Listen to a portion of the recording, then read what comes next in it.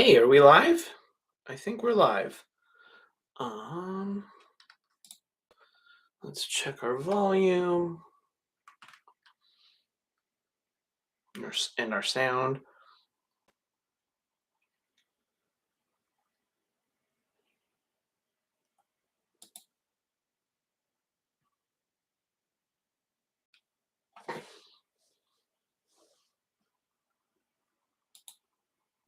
So testing.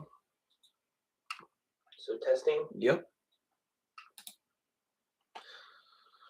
Sound looks good.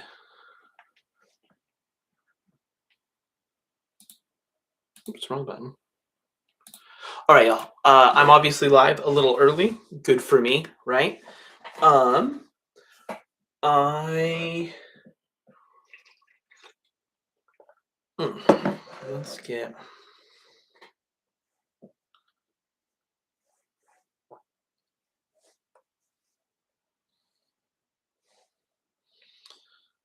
So let's get our screen shared.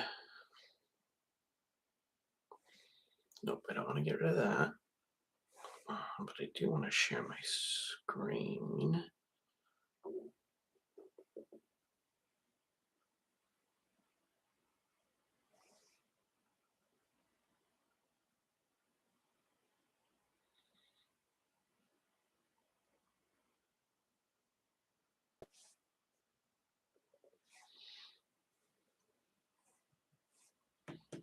And there we go. Screen is shared.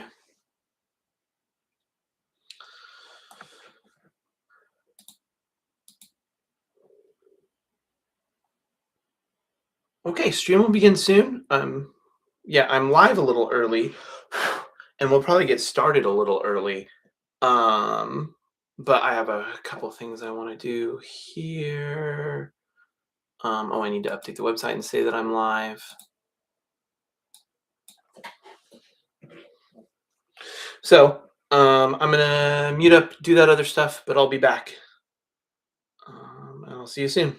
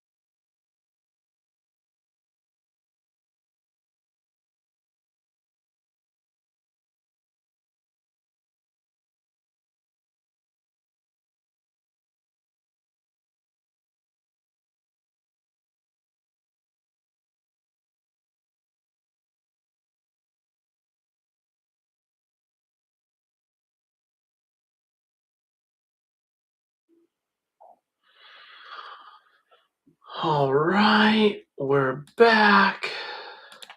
Let's make sure our volume is back. Yep, our volume is back. I'm back. Hi there.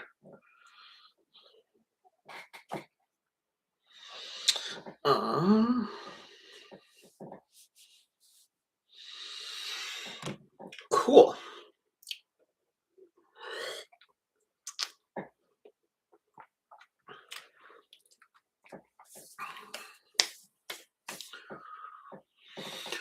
Howdy, everyone. It's been a minute. I think, let's see, I didn't stream last Sunday. Yeah. Or the Wednesday before. So it's been like a week and a half since I've streamed. Sorry about that. We had to take our cat to the emergency vet, and there were a few stressful days there where it was hard to really focus on anything else. Our cat Destroyer is doing fine though. She seems to be back to her normal self. Yeah. So that seems good. Back to this so that we can have that selected. Can you tell that I have it selected? You can't. Awesome. Okay, well, boop, goodbye. Stream will begin soon. Nope, stream begins now. So let's start it off. Hi, I'm Ryan, the calculus tutor. I'm here. I try to be here multiple times a week to answer your math questions for free. Just be a resource in the community, in the world, where if you're struggling with math, there's at least one place you can get help with very little barriers.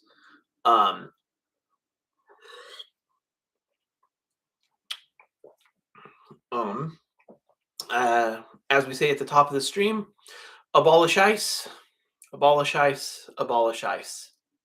It's exactly what it sounds like. We don't need ice. They've proven that they are a detriment to American society, and they're not providing a service worth what we're paying for it. So we'll say that. We keep saying that until it happens. Today, I got started a little early. The stream itself started early. I was obviously off screen while I was getting stuff started, but I posted an ad on Craigslist for this. And on Monday, which is tomorrow, Monday, I'm going to be hanging. I believe I'm going to be hanging flyers at U of O and LCC. Though it is President's Day tomorrow, I believe, and they might be. Is that true? It is President's Day. They might be closed. What just happened? I took a screenshot on accident. There we go. The campuses might be closed, so I won't be able to get into like buildings and stuff. I need to double check that. UO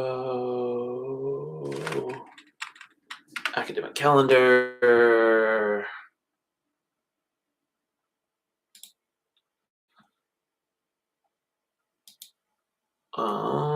Winter 2026. Where is it? Winter 2026.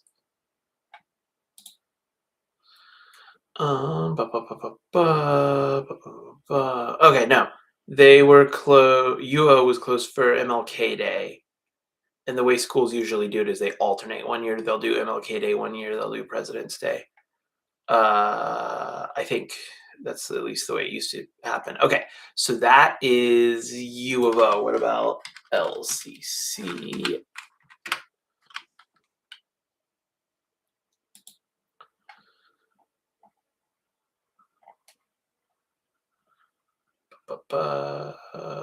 No, okay.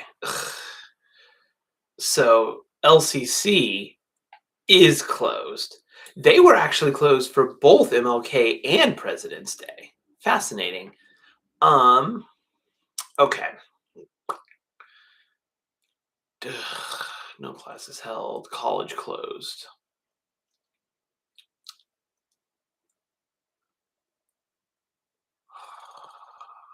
Fine,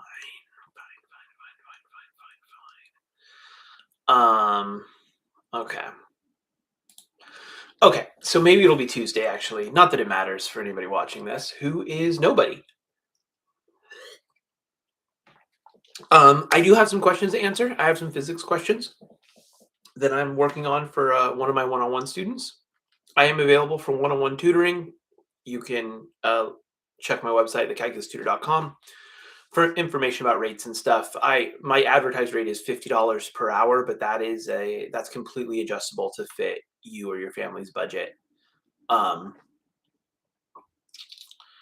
so yeah, let me know what what your budget is for tutoring, and I will match it. Um, okay. I can get rid of this. Let's just close some stuff down here. Um, okay, so I guess one thing we need to talk about is it's been a minute. So let's talk about um how you submit questions, right?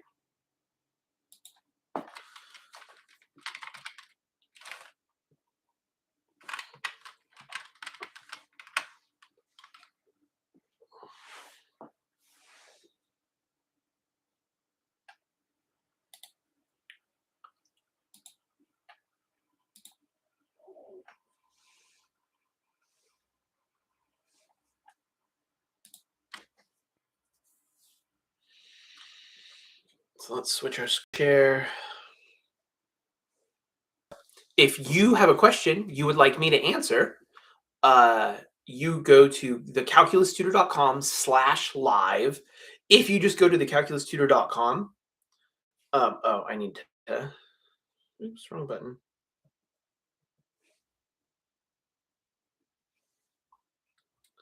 There we go.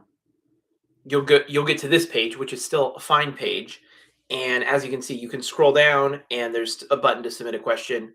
But if you go to thecalculustutor.com live, that's the actual streaming page. Right? So this is what you'll see. As you can see, the stream is right here, so you can just watch it right from the website or click through to go to YouTube. There's a link to the notes, which is what you saw before I switched my screen share, and what you'll see again when I start working on problems. So you can access those notes anytime and browse around. But if you want to submit questions, there is up here in the header. Here, let me use this so you can see my cursor. Up here in the header, there is a submit math questions button. Oops. Move. Did I? No, that's fine. If you scroll down though, there is a question submission form button. As you can see, you can also just email your question directly to me, Ryan at thecalculustutor.com. But if you click that submit your questions button, those are the words, it will take you to this form. Now, it took me right to the form because I'm signed into a Google account. If you're not, it'll pop up a sign-in screen. You have to be signed into a Google account to use this form because you can attach files, images in particular, and anytime you do that, Google requires that you be signed in. Um, but that means your email address will be attached, which means I can send you links back, and I'll talk about that in just a second. But here's the form. You just check and acknowledge that yeah, your email address is being recorded and attached to the form submission. Tell me who you are. This is just your preferred name, however you want me to refer to you on stream. It doesn't have to be your real name, just whatever name you'd like me to use. It's a good place to include your pronouns as well. Um, Tell me where the question came from. By that, I mainly just mean the class and the teacher. That's to help me organize. a library of questions set up. I'll be able to organize them by class and teacher, and so that'll help you with that. And then tell me what your question is. Keep in mind at the bottom here, you can attach images, right? So you don't have to retype the question. So this is for you to actually ask me the question about the math problem you want me to go over. You can tell me, I don't get this completing the square stuff. Can you explain completing the square to me? Um, your question might just be, can you show me how to do this? And that's totally fine. Keep in mind though, the more specific your question is, the more specific my help can be, right? Um, but you can always, if you're able to join the stream live, you can always ask clarifying questions or follow-up questions in the chat. If you can't join the stream live, I will email you a link to the recording of the stream, the VOD, to the timestamp where I answer your question, and I'll email you a link to the specific place in the notes where I answer your question. And then from there, you could email me back a follow-up or a clarifying question or something like that. Uh, so yeah, so if you just need to start with, can you show me how to do this? And then from there, get more specific, that's totally fine. But if you already know what your specific question is, this is a place for you to put it. I encourage you to when you submit the problems you want me to work on, if it's on a worksheet or in a textbook, just take a picture of the entire page and send it to me. That way the instructions are there, the diagrams and charts or anything I need are there. If the question happens to span across like one page and the next page, go ahead and take a picture of both pages just so I have the whole problem. So in this place where you tell me what your question is, you might also tell me like which problem number, problem 12 or something like that, right? Or which group of problems you want me to want help with, right? So this is just this. What is your question? Is your place to communicate with me how I can best help you. And then you attach images, like I said. Just if it's on a textbook or on a worksheet, take a picture of the whole page and attach that. If it's online, you can take a screenshot. If it's like a PDF packet, like on Canvas or whatever, and your teacher uploaded like a packet that you're supposed to work through or something, you can just download that whole PDF and attach that entire PDF. If you do that, it's even more important that up here you tell me like, oops, that's supposed to say page. You tell me like page 3, number 18 or whatever, right? You really direct me to where you want me to go. My goal here is just for this to be as easy as possible for you to submit your question. And yeah, that's how you do it. I skipped past this here. Can I share your work on stream? When you attach images, if you've already worked on the problem or you've done a similar problem or you have notes from class about that type of problem, if you take a picture of those and also send those along, that's actually really helpful to me. It helps let me know kind of where you're at. And I can sort of use that to figure out maybe where you're struggling or what needs explanation or extra explanation or something like that. My promise to you is that any pictures you send of your own work, even if they're just notes or something, those will not show up on stream. I assume most people wouldn't want their math work just broadcast on the internet, even though nobody's really watching, but still.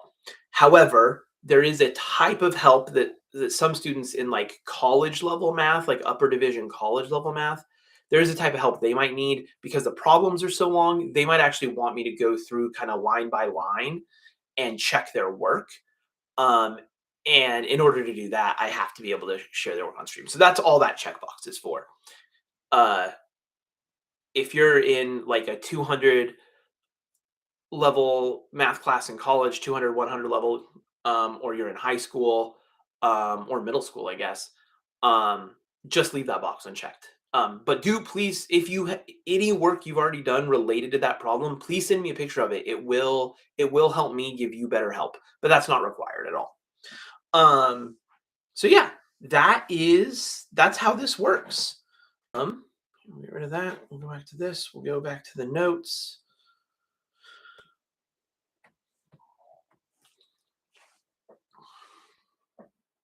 There we go. Back to the notes. Back to the notes, I said. So that's how it works. So you send me your questions. I answer them on stream. If you can tune in live, fantastic. Regardless, because you're either going to email me your question or you're going to submit the form and it has your email address. Either way, I will send you an email back after the stream with the link to the place in the notes in this VOD in the stream, and to the place in the notes where I answered your question. So you don't even have to like scrub through the stream, and you definitely don't have to join it live if the schedule doesn't work for you. If you'd like to join live and the schedule doesn't work for you, let me know. I can always do a special stream or change my schedule 1 week or something like that, or permanently change my schedule if I find out one of the times just really doesn't work for like anybody.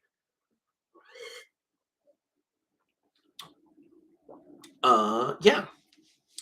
So that's what we're doing here.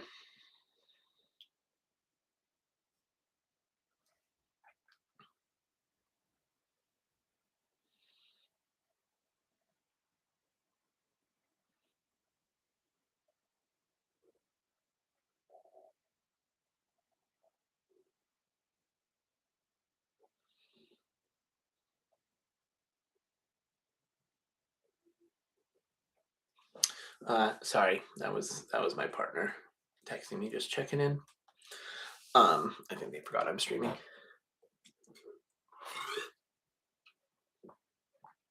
Um, we've just been checking in with with each other a lot, just because the cat. We were both very worried. So yeah, lots of anxiety there, and I don't I don't need extra things to be anxious about. I struggle with it enough as is. Um, but yeah, we're doing all right this morning. I've gotten started. Oh, another thing that we'll be doing today is I want to demonstrate good strategies for using um, a TI calculator. I'm going to use a TI calculator.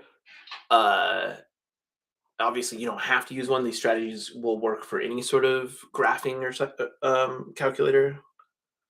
Um,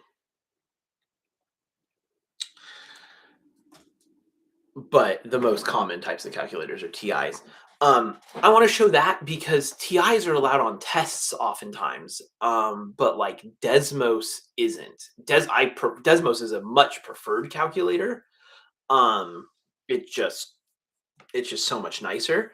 But for most students, they're not going to be able to use Desmos on like a quiz or a test, but they will likely be able, especially in like physics or something, which is what I'm going to be working on today. I'm going to be working on some physics problems. Um, a TI calculator is most likely allowed in those types of classes.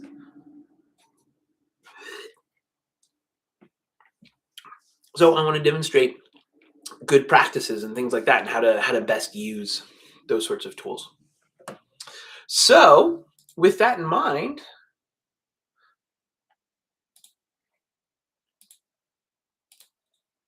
yeah, I get nervous that the sound has cut out. I've had that happen on a couple of streams. Um, okay, but I just double checked. Let me pull up. Oops, find my cursor. Let me pull up those questions. Tab. Bring this over here.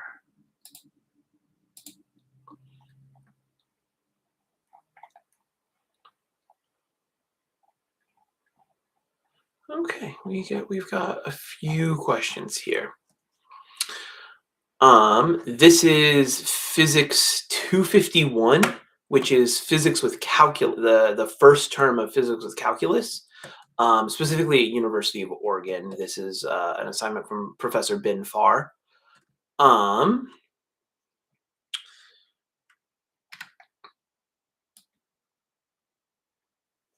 And in fact, let's just go ahead and put that in the Miro board, shall we? We can just boop boop. There we go. This is what we're working on today. And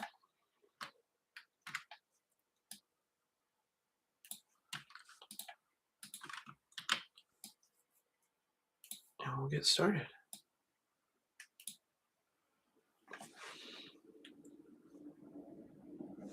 Okay, number one, flee. I like.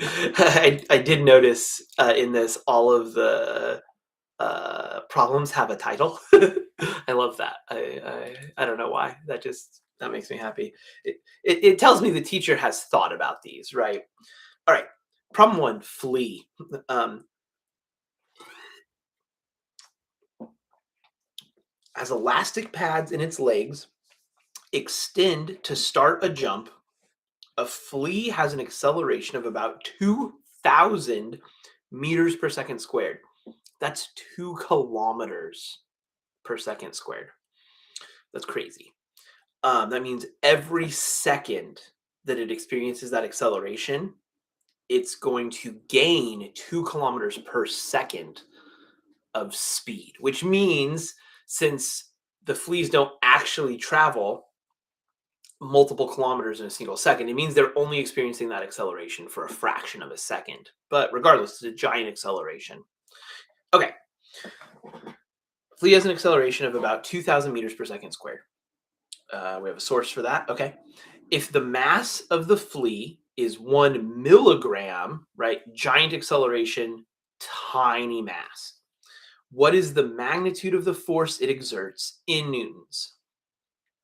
Oh, this is a nice note. Note that the SI unit of mass is kilogram, not gram, right? So this is milligrams.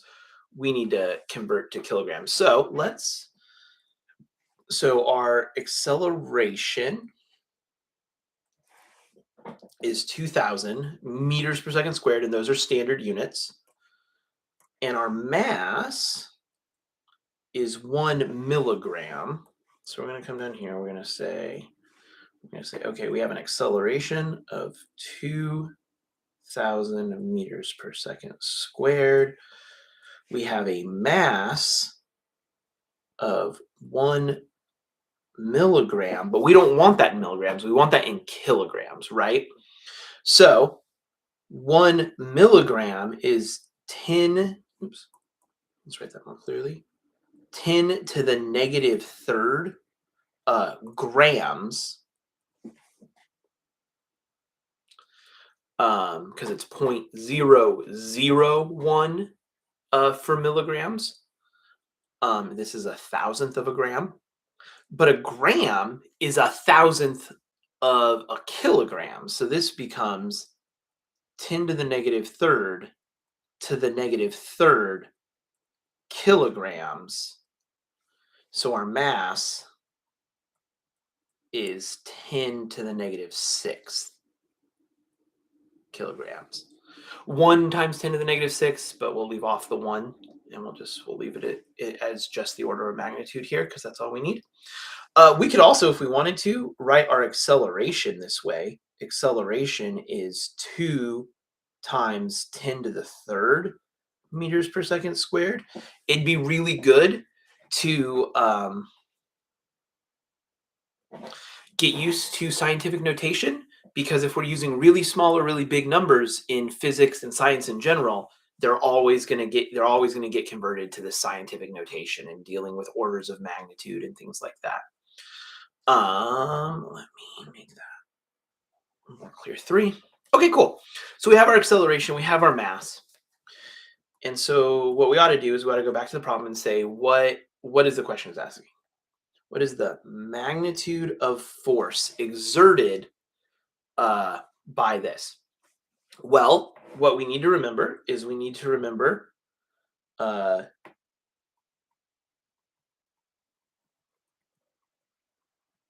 Newton's second law,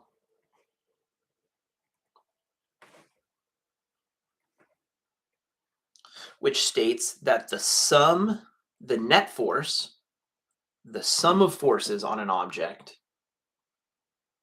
is equal to that object's mass times its acceleration. Well, in our case, we only have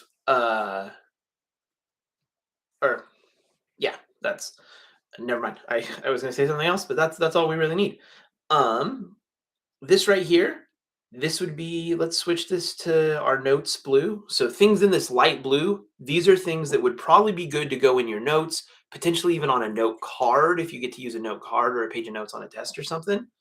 And I always try to make things like that this light blue, and often I will try to put them in a box of the same color like that. Oops.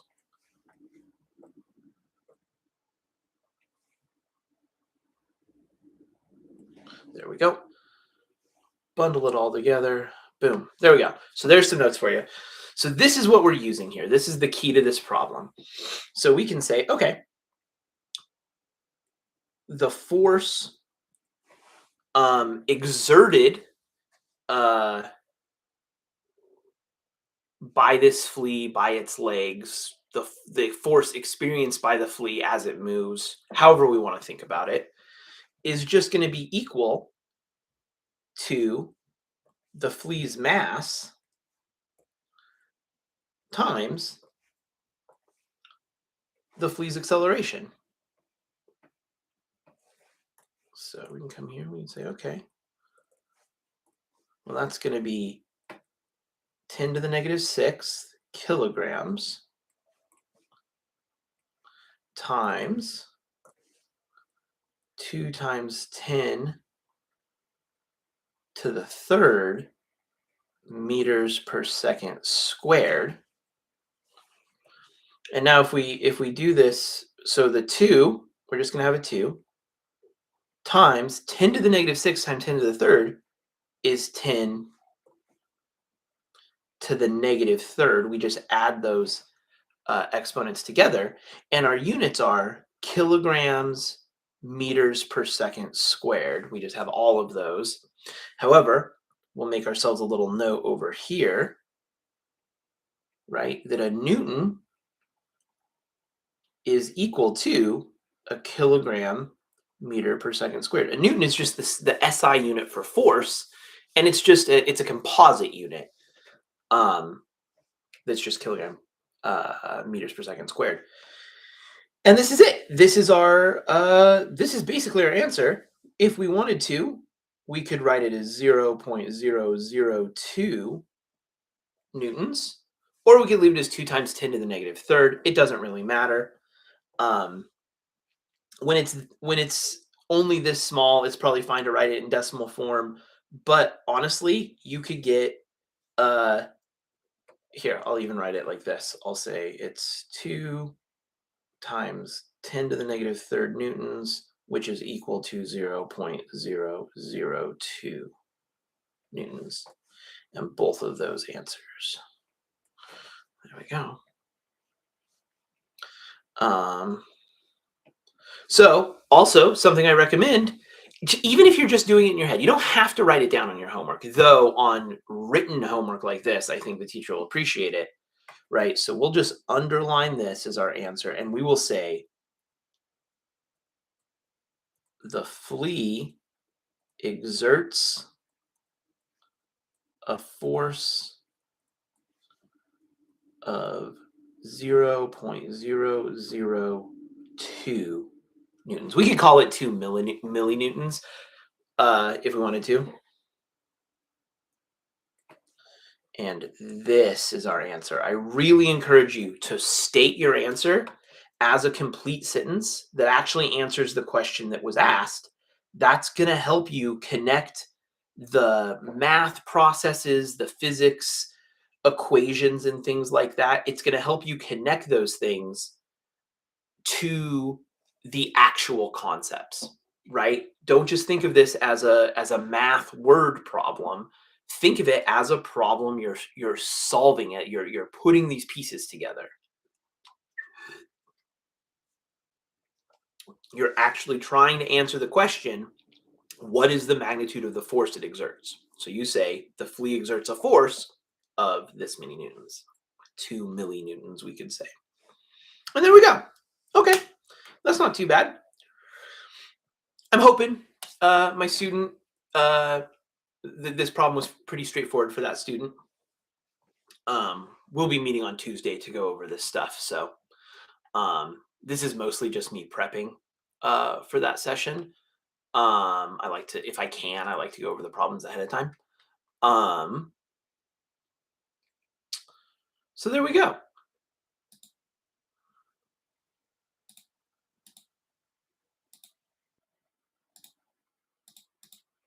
We'll check for live questions. Oh, yeah, that's totally fine. There we go. Okay. So there we go. Let's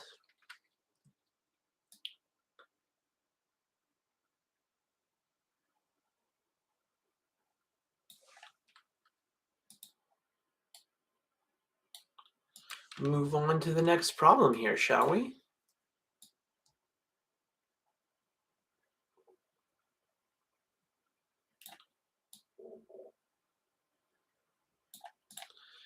There we go. This problem is entitled Jump.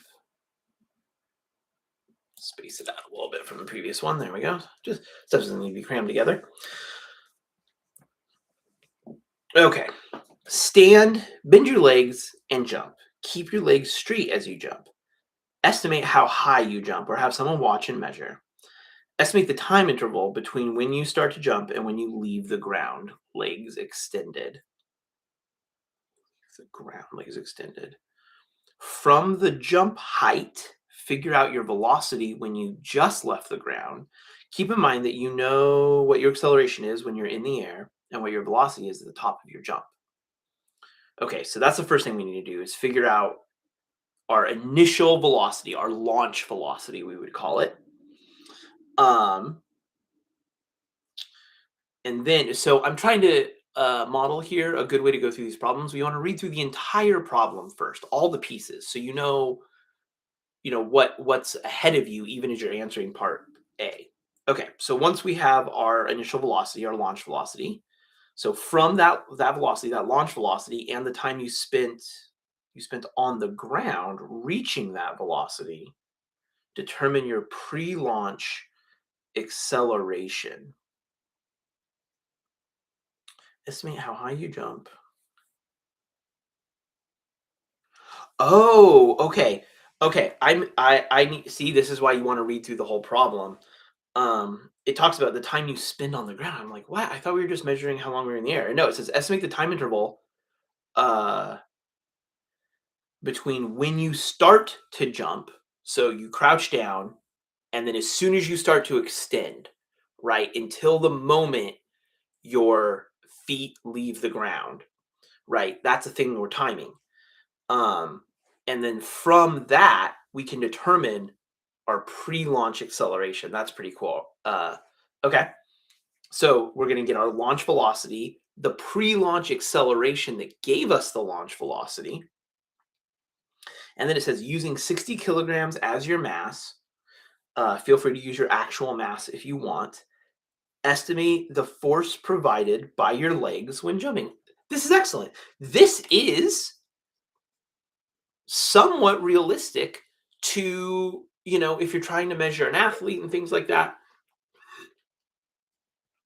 Granted, if you're in sports medicine or sports research and things like that, you're not just watching and using a timer and you're not estimating. They have actual tools they can use to get a pretty precise time, to get a pretty precise height, all of that sort of stuff, right?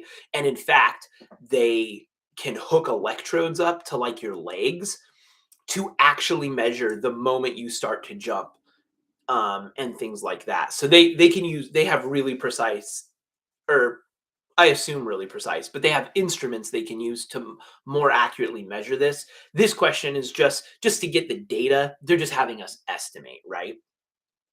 Um, so here's what I'd actually like to do. Um, I want to see if I can find a YouTube video of somebody doing this, of somebody crouching, like jumping from a crouch. And then I'll use straight leg jump from crouch.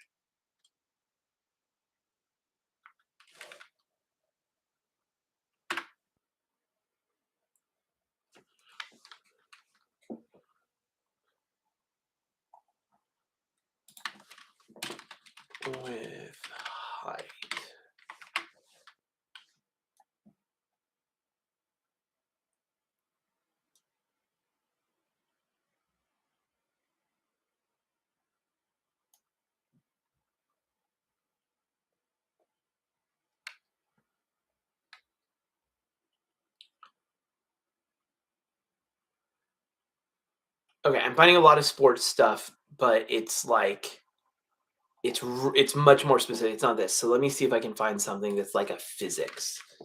Physics straight leg jump.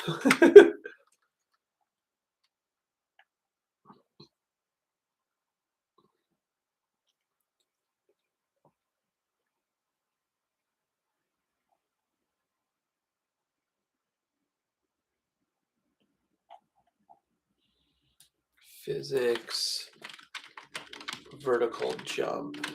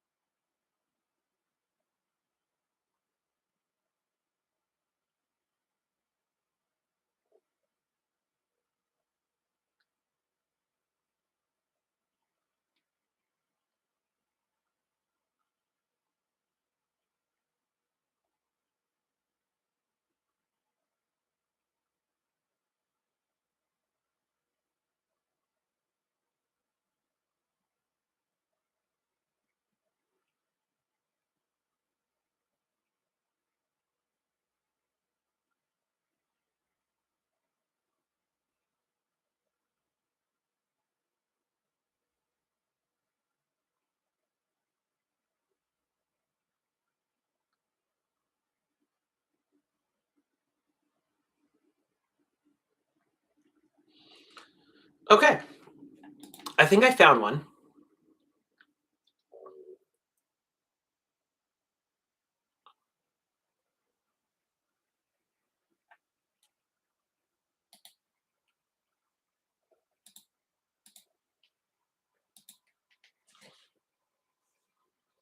This is funny.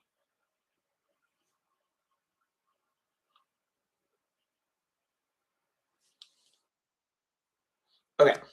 Um.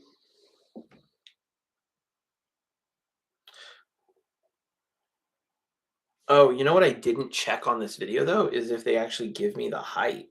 But I think those are all inches, so I could probably figure it out. Well, let me see.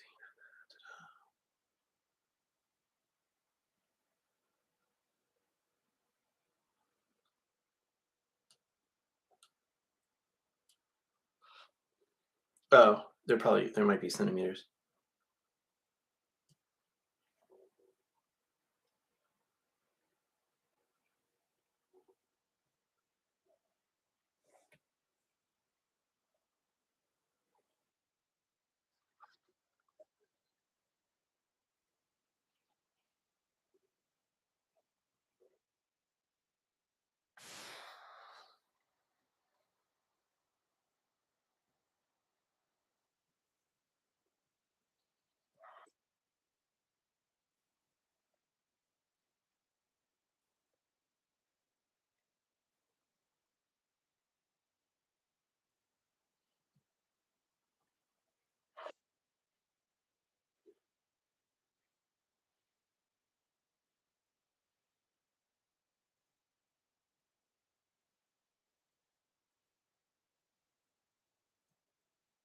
Okay, they do.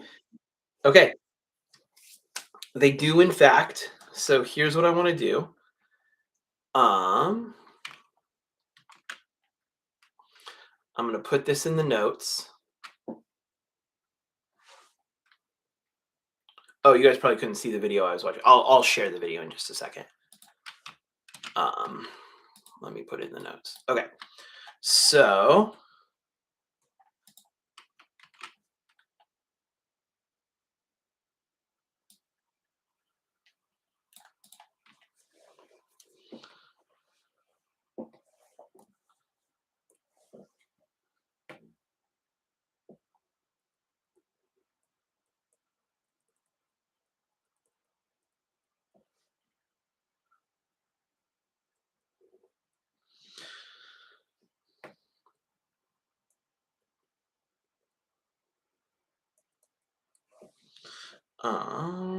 excellent. And in fact, here's what I want to do really quick. I want to, ba, ba, ba. Let's move this all up. I just want to focus on part A. Actually, I want to just focus on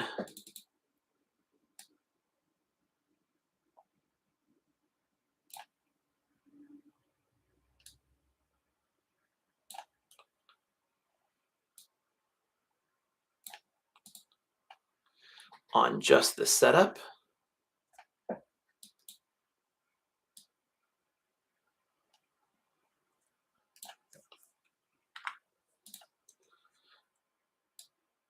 Oops.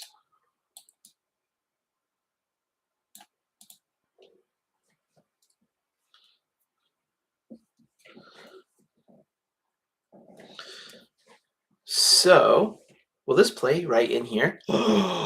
That's amazing.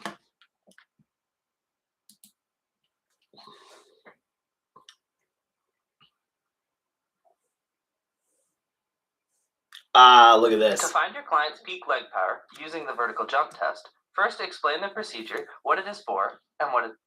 Okay, we don't really care about the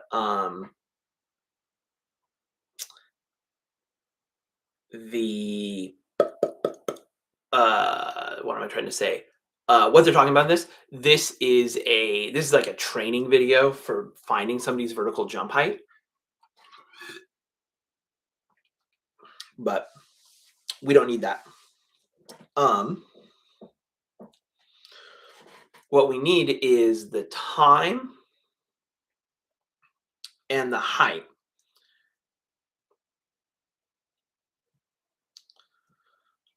Um, okay, so we need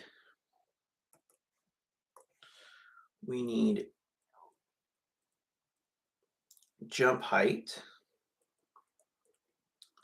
which we'll call H. We also need launch or pre-launch time,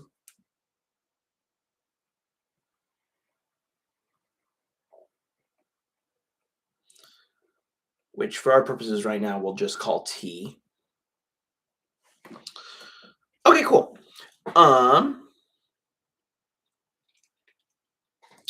And so I'm going to scrub through this video. That involves. Now have the client stand on the side of the rack appropriate for their down and back as they go into a semi-crouch, but not to bend their knees past 90 degrees. Have them pause at the bottom, there's no counter, and when they are ready, have them jump a second time. Okay, so I've already watched this video, so I know this person gets to their max height on their second jump. And so that's the one I want to pay attention to. A little bit later they tell us the height. You can see from these from the bars what the height is, but they just directly tell us a little bit later in the video. Okay, so we can see them crouched at 53 seconds, right? So 53 seconds on there. 54 seconds, they're still crouched. Again, if they manage to jump. Oh, man, it seemed like 1 second. Here, let me. It'll be nice to have the YouTube video timer, right, only does whole seconds, and this will be a slightly more interesting problem if we have partial seconds. So let me pull up my timer. Stopwatch. I guess my stopwatch technically. And what I'm gonna do is I'm gonna try as best I can to start stop, and it's gonna be like it's gonna be somewhere between 1 and 2 seconds, like just a little bit more than 1 second, I think. Um, Again, if they manage to jump higher than the first trial, move the swatted bars out of the way Actually, I got and have them jump a 0.61, third so I and wanna. final time. Oops. Out of the way and have them jump a third and final time. Again, if they manage to jump higher than the first trial, move the swatted bars out of the way and have them jump a third and final time. To jump higher than the first trial, move the swatted bars out of the way and have them No, sorry, y'all. now I'm just struggling to get back and to. then jump to reach as high as possible. Okay, so we got that one. Now move the swatted bars out of the way, and when they are ready, have them jump a second time.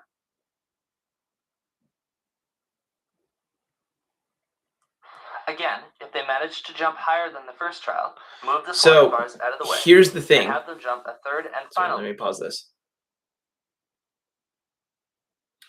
I can't actually see this person's legs. I just realized, and we're not timing how long it takes them to get to their max height. We're timing how long it takes them to extend their legs, right? And that's actually going to be much less than a second. I got 0.32 seconds, but I want to do it again here just for. Again, if they manage to jump higher than the first trial, move the swat, and when they are ready, have them jump a second time. So what I'm trying to do here is note where this person's shoulders are, and I'm stop before they crouch down, right? And stopping this when their shoulders get back to that point. Again, if they manage to jump higher than the first. No, stop. Okay.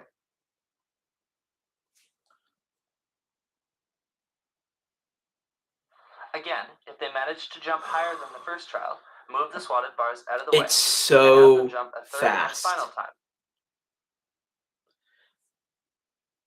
I got 0.22 that time. So I have 0.32, 0.22. So here, I'm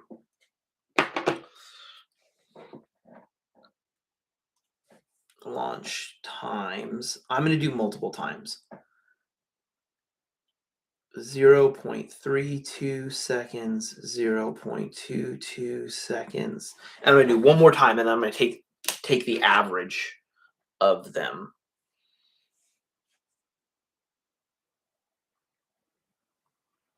Take their highest jump height. Every red bar is 6 inches. Every blue bar is 1 inch. Only take their highest jump. Again, if they manage to jump higher than the first trial, move the swatted bars out of the way and have them jump a third and time.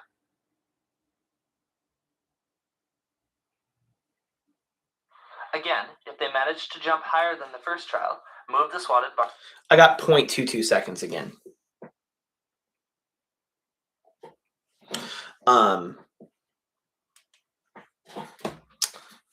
Honestly, part of it's just my reaction speed. I feel like I'm barely hesitating from pressing start to pressing stop. I'm almost doing it as fast as I possibly can. Not quite, but it's really close. This is really interesting. This is kind of a funny thing to do.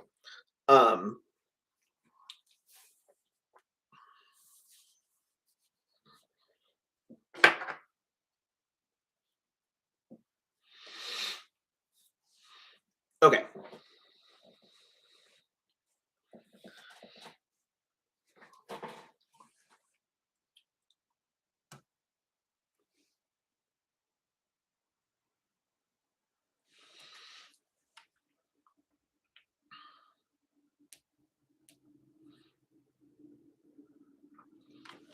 So our average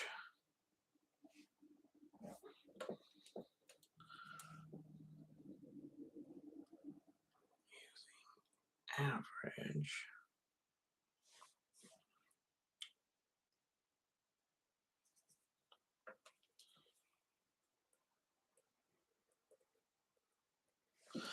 um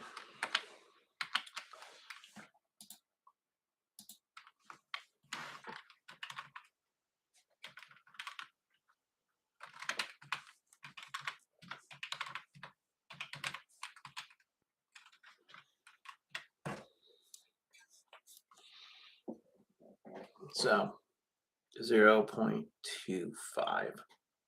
seconds. Okay. And then later in the video, Bars out of the way. They'll jump higher than track their total heights, marked here by the red lines. Then get them to go ahead and do their trials, and then subtract their total standing reach height from their highest jump height. You can then input their highest jump value into this formula. Its height was 18.5 inches, or 47 centimeters. If your client so they told us that it was 47 centimeters, which is equal to 0.47 meters,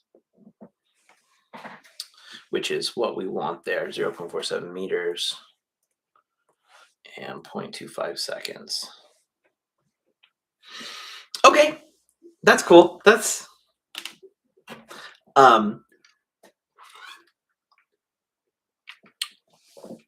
I honestly thought I would be able to find a video of somebody basically doing this exact thing with like a timer on screen and like having them like standing in front of like a graduated like a meter stick or graduations on a wall or something like that.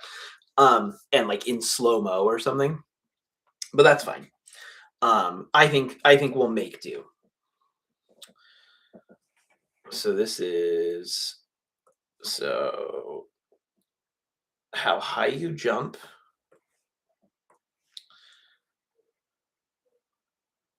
Yeah, and then time interval between when you start to jump.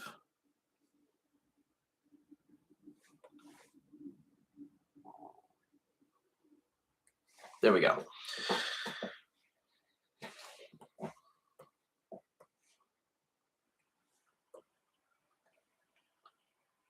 Okay. So now what we can do is now we can actually look at the problems, the questions here. Oops. That's the wrong button in it. Okay.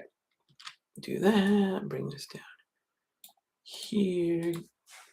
Get rid of that and that and that.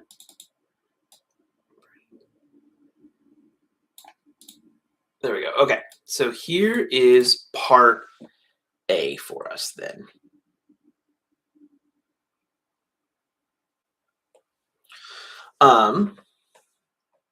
So from the jump height, oh my gosh, if I could, there we go. From the jump height, figure out your velocity when you just left the ground. So we want, so we're looking for launch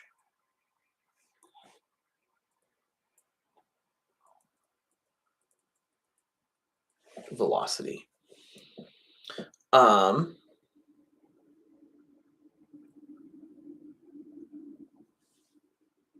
So what can we use to do that?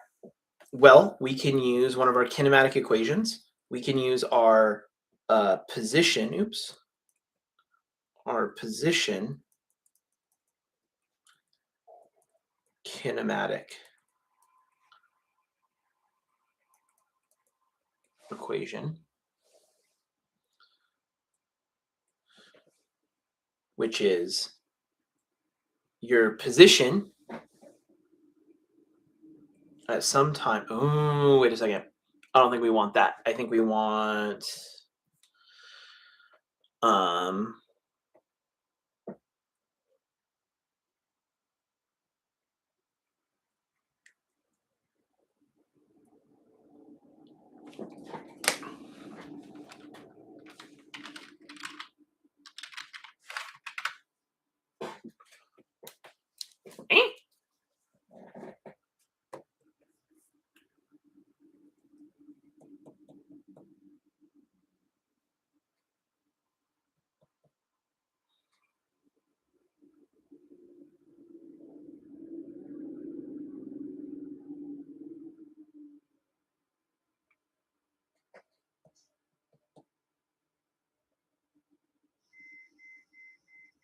Yeah.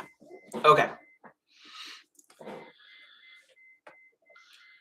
So we didn't record how much time it took the person to get from legs extended to max height, right? That's an extra thing to time.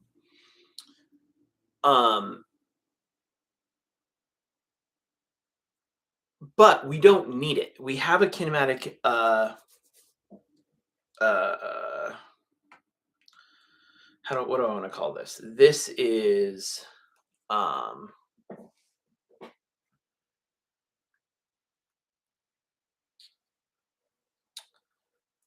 yeah, we'll call it the position kinematic equation without time. Okay. Um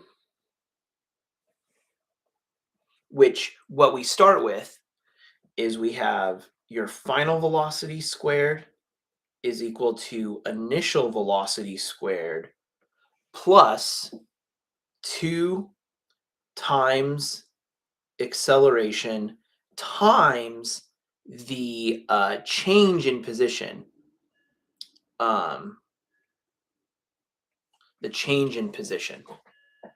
So that's that triangle is delta, the Greek letter delta, and it anytime you see that before a variable, it means the change in that variable, not its particular value at any point, but its value between start and end.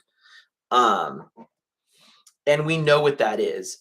So in our case, delta S is just equal to h, which is 0.47 meters. We know that our acceleration is just gravity, right? Negative 9.8 meters per second squared. That's gravity.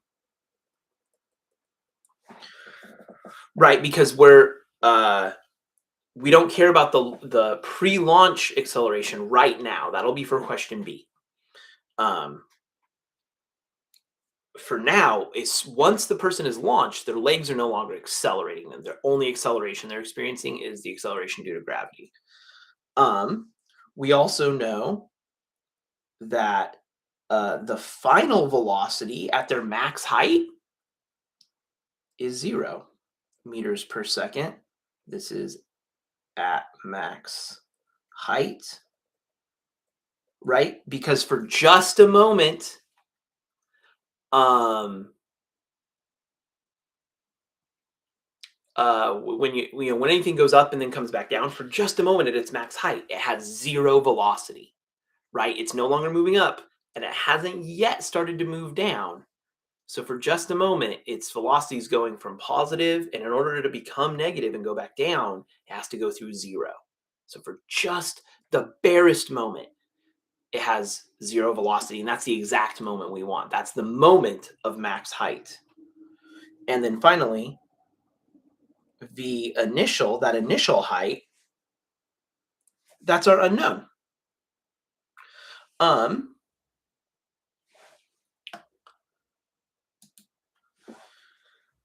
so we just want to solve this equation,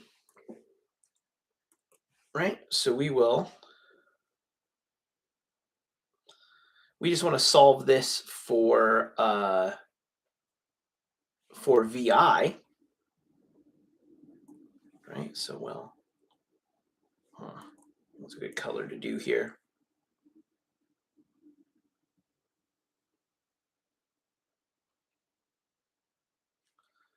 It indicates action.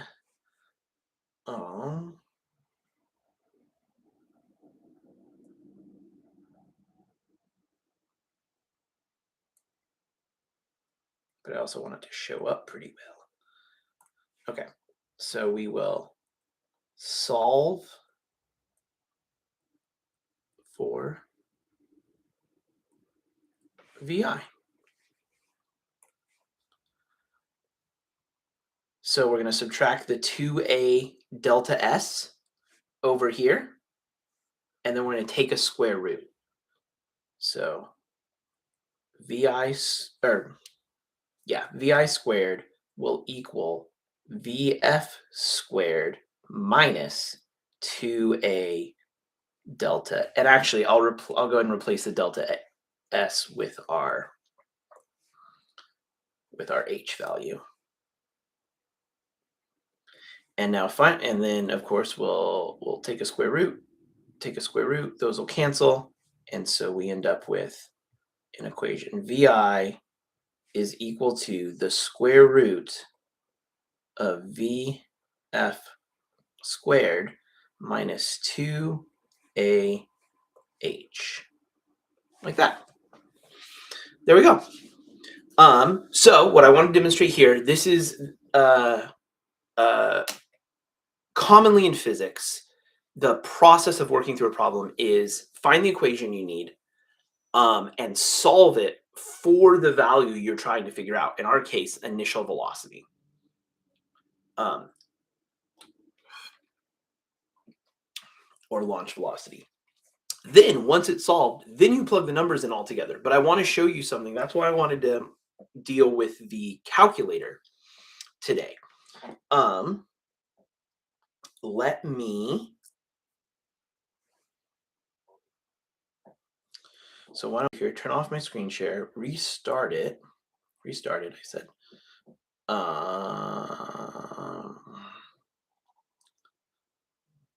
Yeah, we will just do the entire screen for right now. And it's going to do that infinity thing, but there we go. Okay. So you can see my calculator, my on-screen TI. Oh, wait. There it goes. It's being a little slow. Kind of laggy. Not sure why. So the first thing we want to do is input all of our variable values. Now on a TI, at least a TI 84, the way the OS works is you can't give variables can only be one letter. They can't be multiple symbols, right? So we can't do delta S, we can't do VF, VI, things like that. But I think that's totally fine. Instead of delta S, we'll just call it S. And here's how you store value. So what we're going to do is we're going to input these variables in there, and I'll show you why we're inputting the variables and not just typing the numbers into the equation. So we need 0.47 centimeters.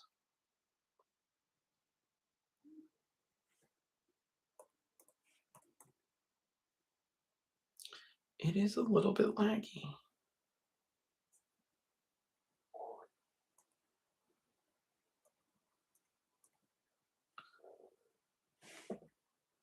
Why? Fascinating. What is happening here? Why is this not? Sorry about this, y'all. Is it something about sharing my screen?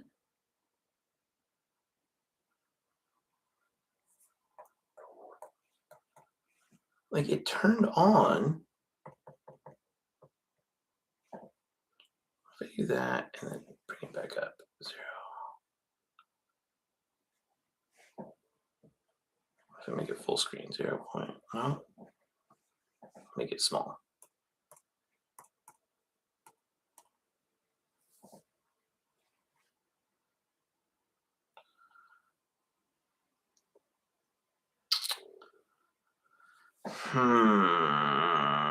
Is it just that it doesn't like because I'm working on a touch screen here and I have a stylus, and I'm wondering if it just doesn't really like that? It did seem to work for just a second.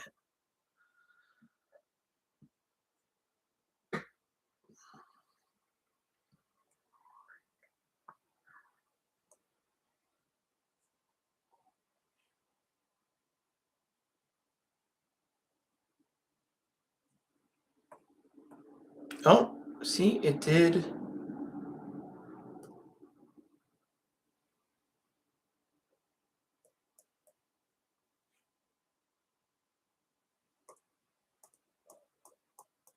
Okay, 0.47. Okay.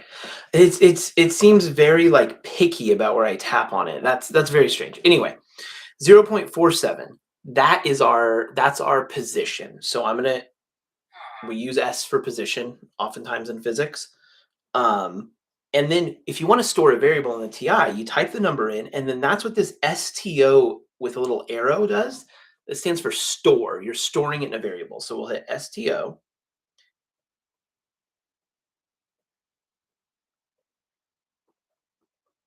There we go. And you'll see it puts a little arrow that tells you it's going to take this number, this value, and store it in memory. And we have to give it a name for it.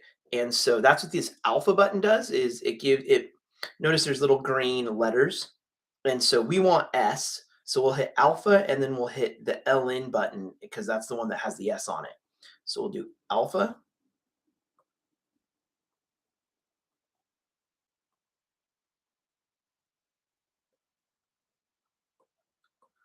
Oh, this is frustrating. You know what I might, oh, there we go. Alpha.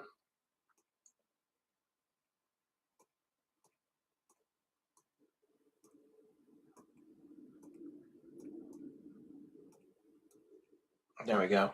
And then we'll hit enter.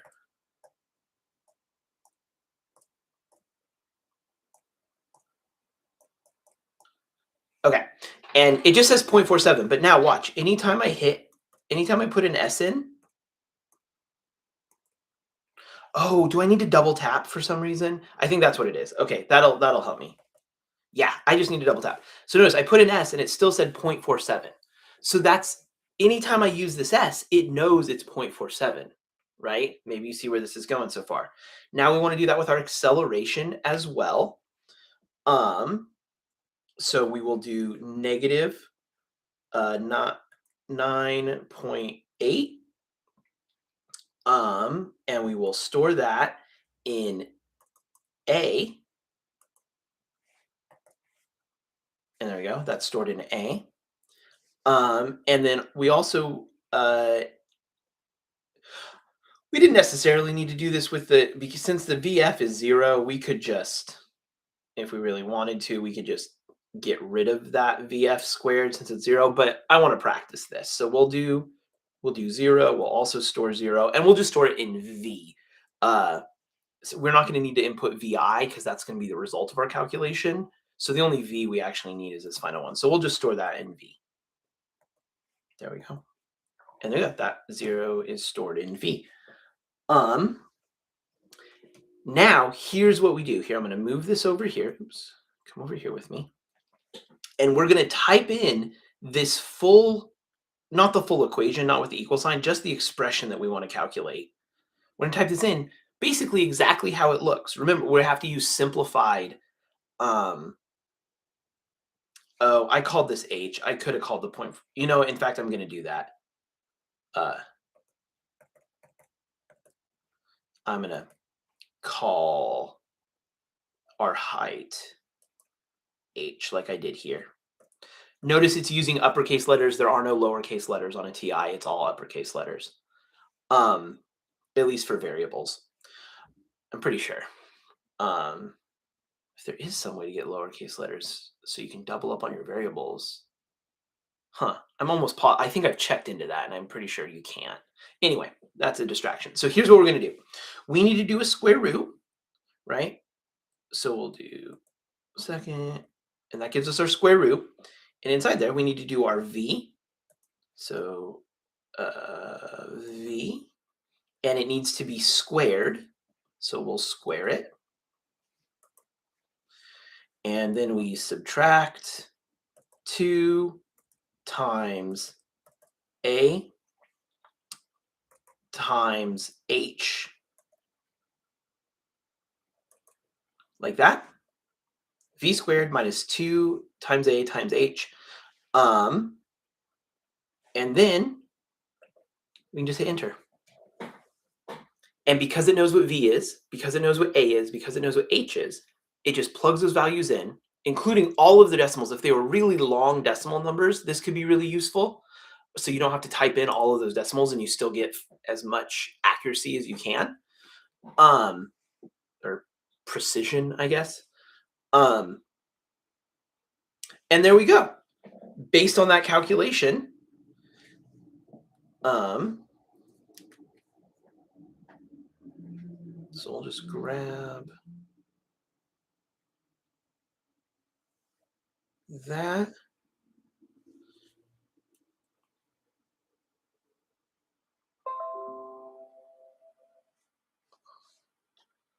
Can I, how do I paste? Edit.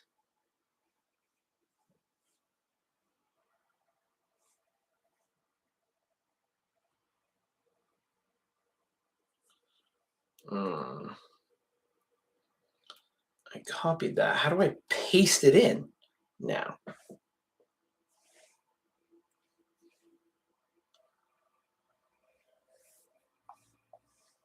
There we go. That's how.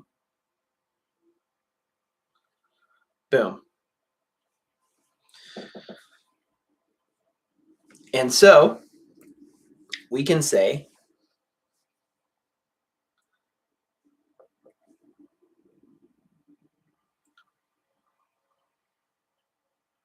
the person's launch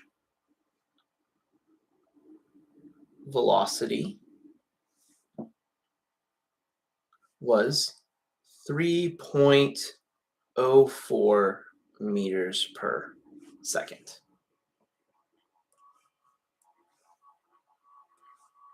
And there we go.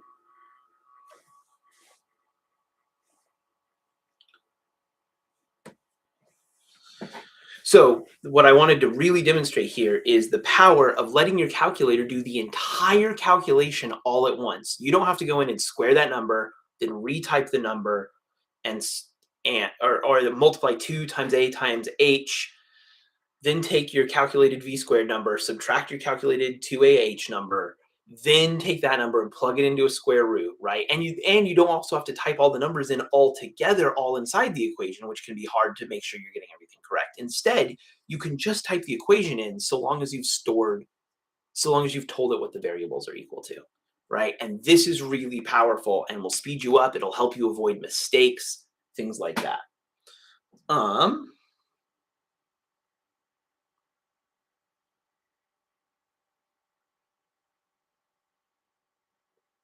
Cool.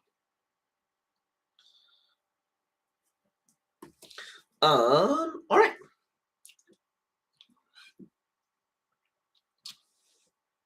Let's move on, I think.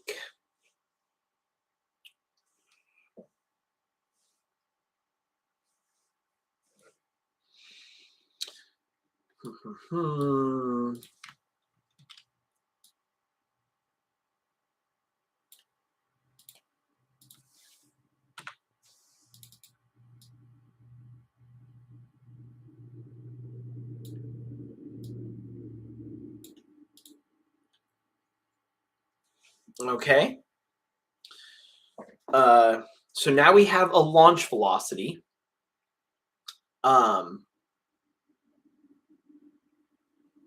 We want to determine the acceleration that the person must have given themselves, right? Um, that that velocity had to come from somewhere because the person started from zero velocity. They were on the ground. They weren't moving up or down. They started from there, extended their legs, giving themselves upward lift, upward velocity. And so we can figure out what that acceleration is.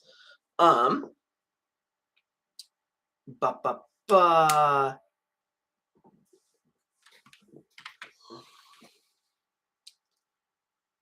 Right, because we have the time for that. So we want our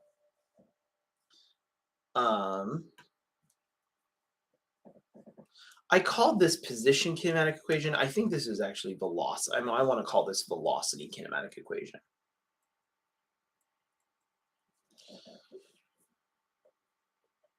And then from this, we want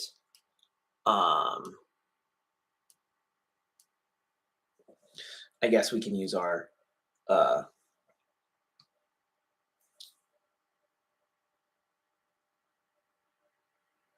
velocity kinematic equation with time. Right, so that's going to be your final velocity is equal to your initial velocity plus whatever your acceleration is times time. Right, and we know our v final is just equal to the 3.04. That's from part A. We know our initial is 0. This is starts from rest. Right, you crouch down and you're at rest until you launch upward. A is just negative 9.8 meters per second. This is gravity, of course. And T.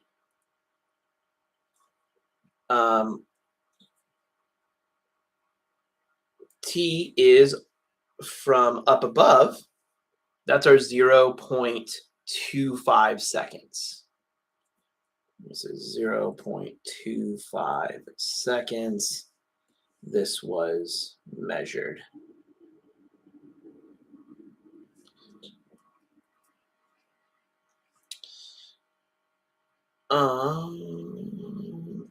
Oh my gosh.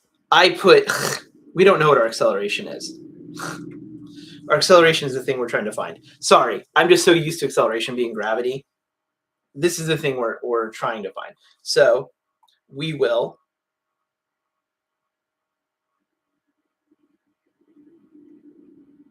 solve for A, right? So we get AT is equal to, we're going to subtract the VI over. So VF minus VI.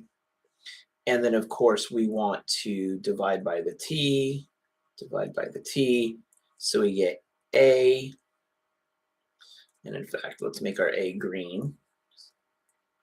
We get A is equal to VF minus VI over T. VF minus VI, that's delta V, right? We're not going to call it that right now, but that is what it is. It's the change in velocity. And hopefully this makes sense that this is always what acceleration equals, right? Acceleration is just how much your velocity changes over how much time it takes your velocity to change that much.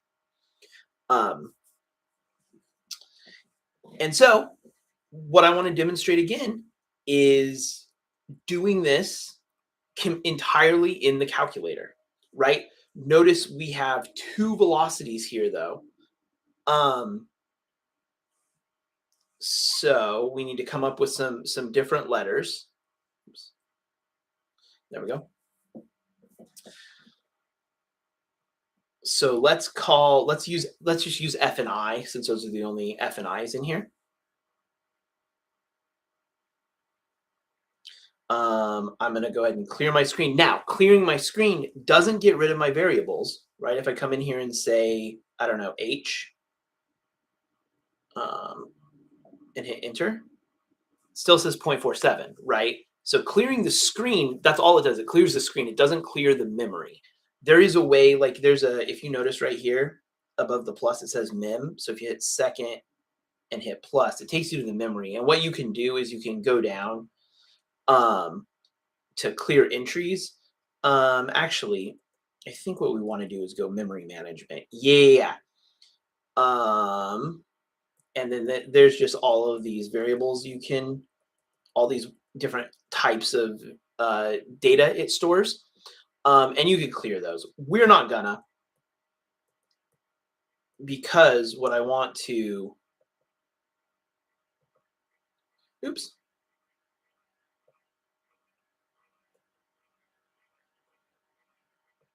There we go. what I want to encourage is for you to, every time you sit down to do a problem, set your variables fresh. That way you always know what they're equal to. Don't just count on the variable being stored in there, and don't use a variable in an equation that you haven't yet defined its value yet, or else you're going to get there's a strong chance you're going to get wonky values. So let's call final velocity. Let's just call that f. So we'll do 3.04. We'll store it, and we'll store it in f, is what we're going to call it. And honestly, here's the thing. I encourage you, like when you're writing stuff down, either use variable names for what you're going to call it in the calculator, or just make a note for yourself, right? We can like put these in red. We can say, okay, this is f, this is going to be I, this is going to, we don't need to plug a in because a is the thing that our value is going to equal, and this will be t. Like write those down, right? And then you know exactly what to type into your calculator. Okay, so there's our f. We also want to put in 0 for I.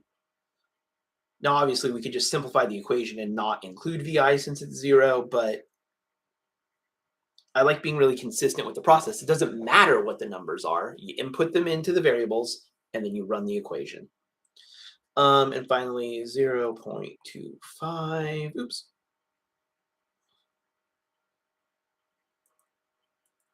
Oops. 0.2. Having to double tap on stuff is throwing me off. 25, and that's going to be our t. There we go. T. And now we'll move this over so we can see our equation.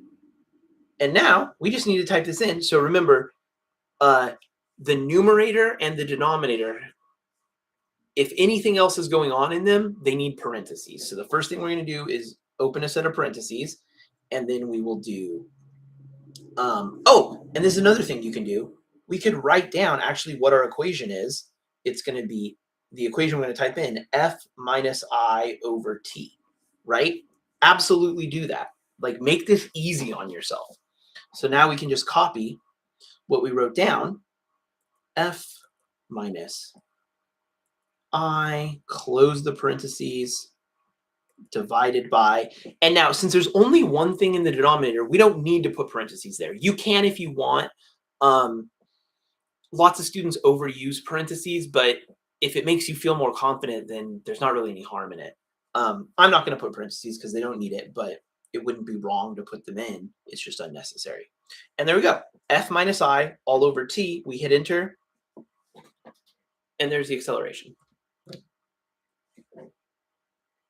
So now we can say, oh yeah, that's what I want to do. I want to do, oops, that's not actually what I wanted to do. That's what I wanted to do.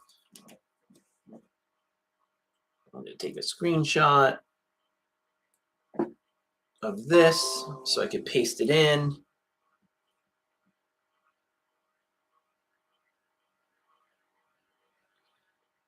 I swear there used to be a way for me to more easily paste with just my cursor.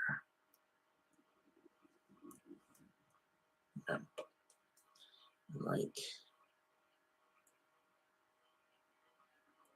edit doesn't have a paste.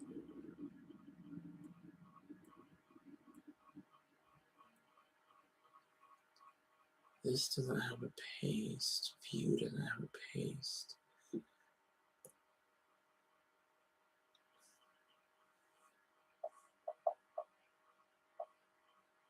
Yeah, there's no. Sorry, they sort of changed some of these tools on me, and I just haven't learned how to use them. You used to be able to just tap and it would pop up a paste.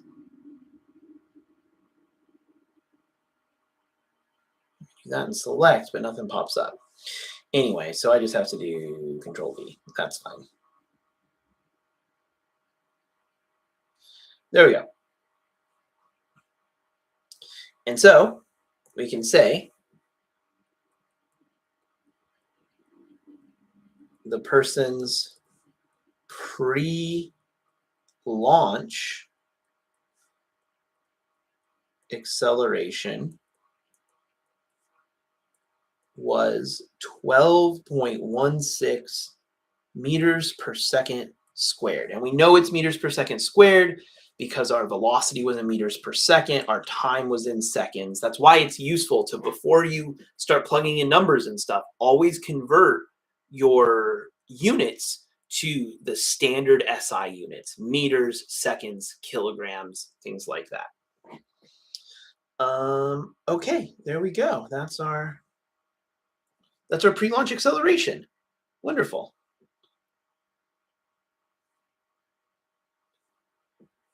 Does it make sense that this acceleration is bigger than gravity? Why does that make why should we have expected that?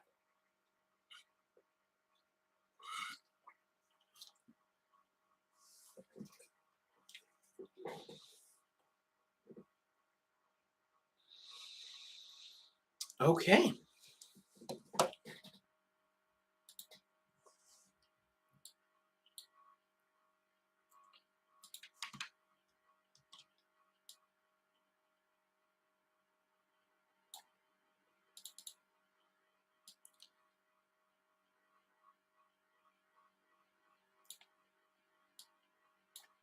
All right, and finally, here's part C.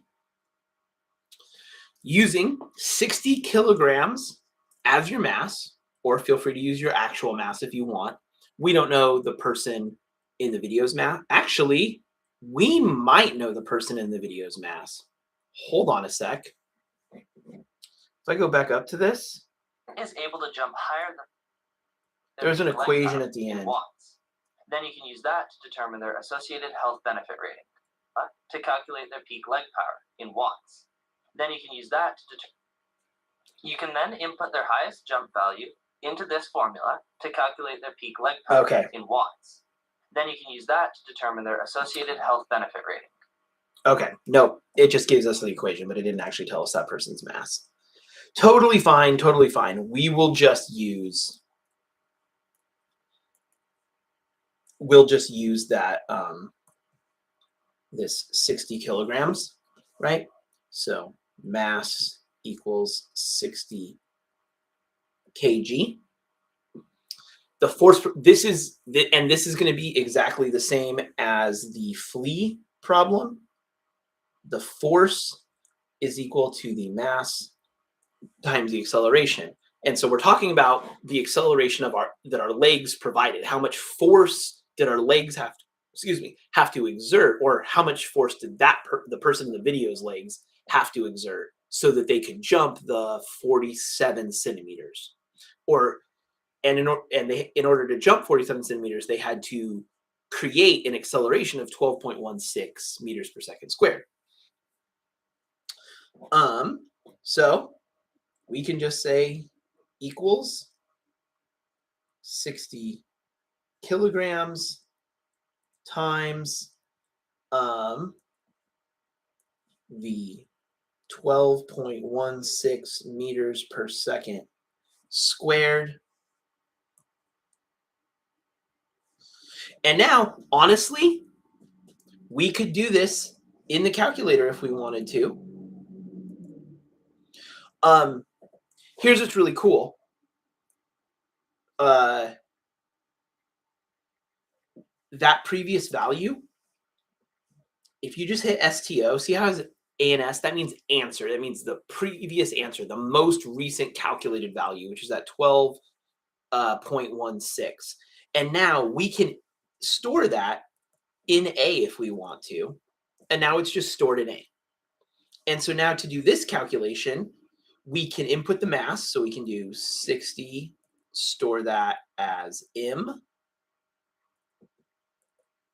There we go. And now we can do M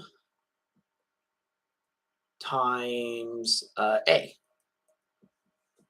And we just hit enter. And there we go. Obviously, we could have just typed 60 times 12.16. That's an easy calculation to type in, but I don't know. Once you start doing it this way, it starts to be kind of nice to be able to see exactly what you typed, like the exact like the values you typed in, not as numbers, but as like what those value numbers are representing, right? The fact that what we multiplied was mass times acceleration. The calculator then said, okay, then I need to multiply 60 times 12.16. But yeah, so we get,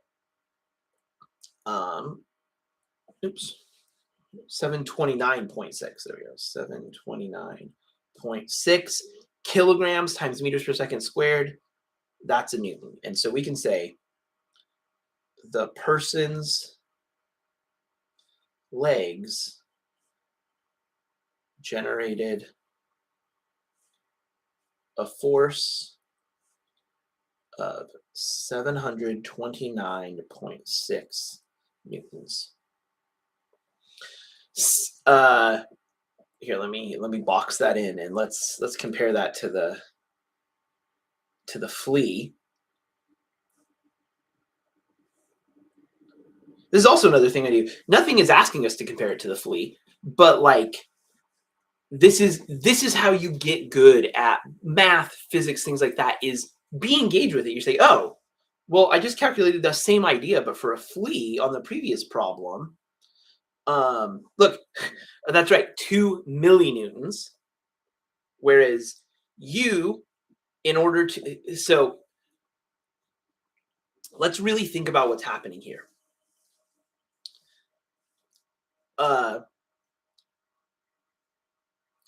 With a launch velocity of only 3 meters per second, you only went 3 meters per second, or this person did, right? This hypothetical general person, the person in the video.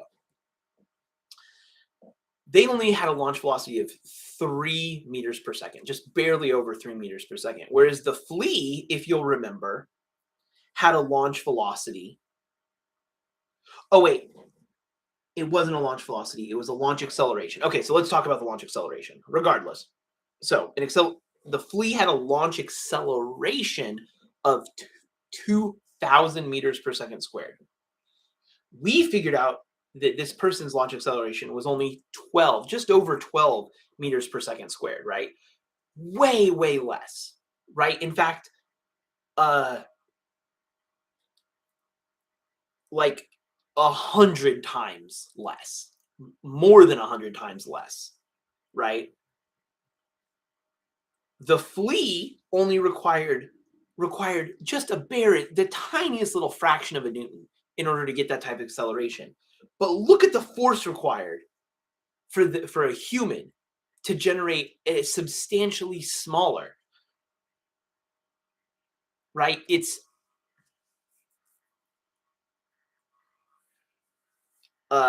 And it all has to do with the fact that the person's mass is so much greater than the flea's. 60 kilograms. And remember, the flea was 10 to the negative 6 kilograms. We would call that a microgram.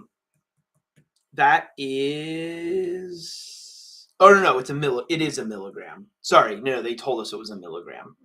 Right, it's not 10 to the negative 6 grams, it's 10 to the negative 6 kilograms. Regardless, a milligram, 1,000th of a gram, whereas this person is 60 kilograms, which is, a kilogram is 1,000 grams, so 60,000 grams. So 1/1000th of a gram versus 60,000 grams, right? That's where this big difference comes from. I don't know. They aren't, they're giving these questions to practice, but you can learn a lot. You can learn additional stuff. You can get more confident. You can gain, you can feel like you're understanding it better if you actually sort of think about what you're calculating and realize that there's things you can compare and wonder why, right? Like, whoa, that's a really big force. Whereas the flea only needed a tiny little force. Why? And somehow with that tiny little force, the flea was able to generate an incredible acceleration, just an incredible acceleration. Whereas with all of this gigantic force, a human was only able to generate 12 meters per second squared of acceleration. That's so slow compared to the flea, right? Something else that's in there is the amount of time the person is accelerating for longer. The fleas' legs, because they're much tinier, they don't have to move as far. So that that launch time, that pre-launch time that we measured, a quarter of a second, the flea's pre-launch time is gonna be a fraction of that, probably a tiny fraction of that, right? Um, so yeah, just things to think about. It's not just do the problems, it's think about what you're figuring out. Okay, cool. Yeah, that's the note on this problem does say much of this is similar to our Springbok example. Um, I like Springboks. They're fun. I've never used them. They scare me, but like I like the idea of them. Oh, look, I like this. The teacher gave credit for where these questions came from. Steal like a teacher, man.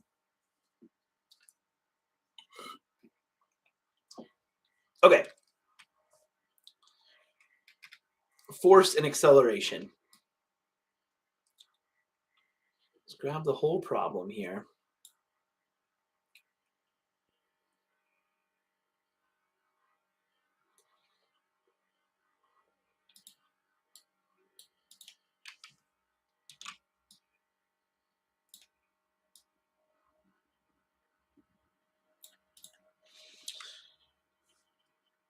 Let's go back to our normal size here. Oh, you can see my whole screen now. Do I want to? No, I'm going to want to be able to use mine. So yeah, here, let me make this smaller.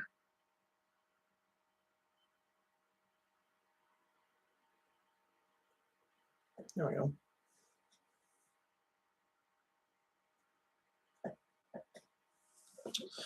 Um,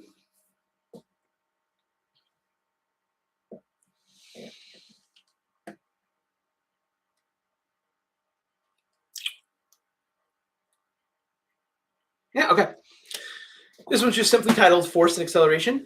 The figure below shows an acceleration versus number of rubber bands graph. Oh, okay, the graph on the next page. There's a graph on the next page, and I thought it was for the next problem, but it's for this problem. So let me grab that as well.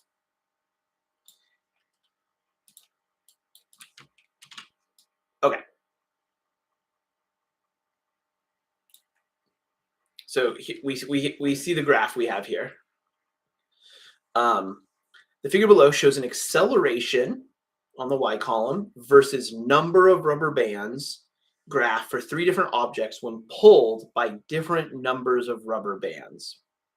Sure. Each rubber band supplies the same amount of force. The acceleration is given in multiples of some a1, right? Some multiples of that base rubber band acceleration.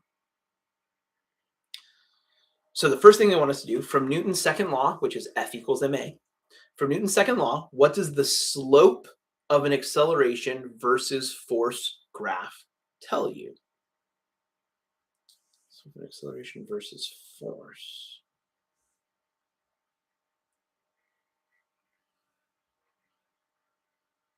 Okay, sure. Okay, so we'll talk about that. Then they want us to figure out the mass of object B, which is the orange circles here, is 2 kilograms. Given this, what are the masses of objects A and C?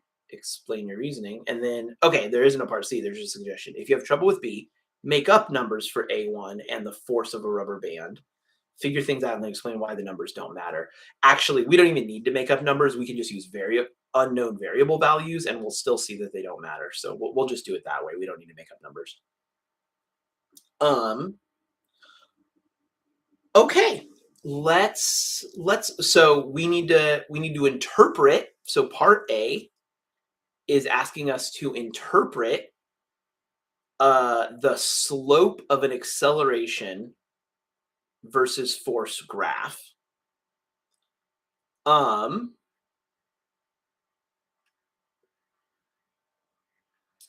then part B is asking us more or less to, it's not exactly clear from the question, but I'm pretty sure we're gonna use what we figure out in part A for part B.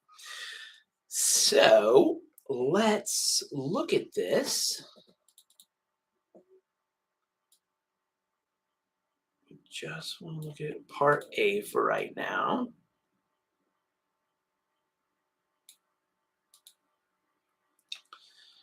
So it does say from Newton's second law, right? So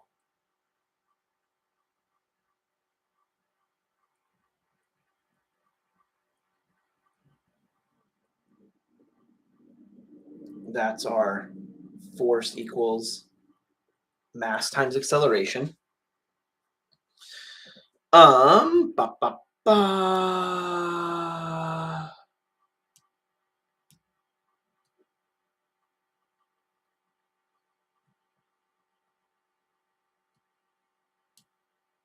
So one thing that I want to make clear, it's talking about force versus acceleration graph. Obviously, this is acceleration. This is number of rubber bands, though. But remember, each rubber band exerts the same amount of force. So this is actually also a force.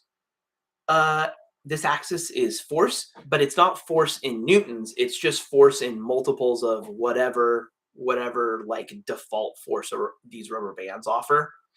Right? We don't know what that is, but regardless, we have it. Excuse me. So we also want to recall. Let's see. How do I want to talk about this? So recall slope equals rise over run, right? Or change in y over change in x, right? I use those deltas for change. So if you divide whatever is on the y-axis by whatever is on the x-axis, right? So delta y, that's just delta a. That's a change in acceleration. The bottom, remember, is forces, so that's just a change in some force.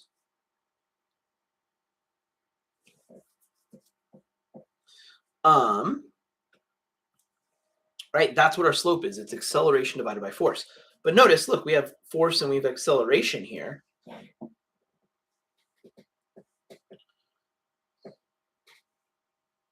How do I want to talk about this?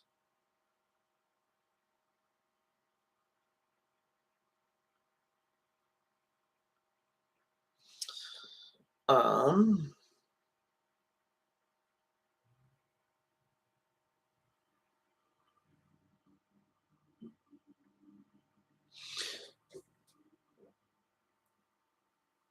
I want to. I don't want the next step to seem like magic, seem like something I'm just like pulling out of thin air. I want it to make sense.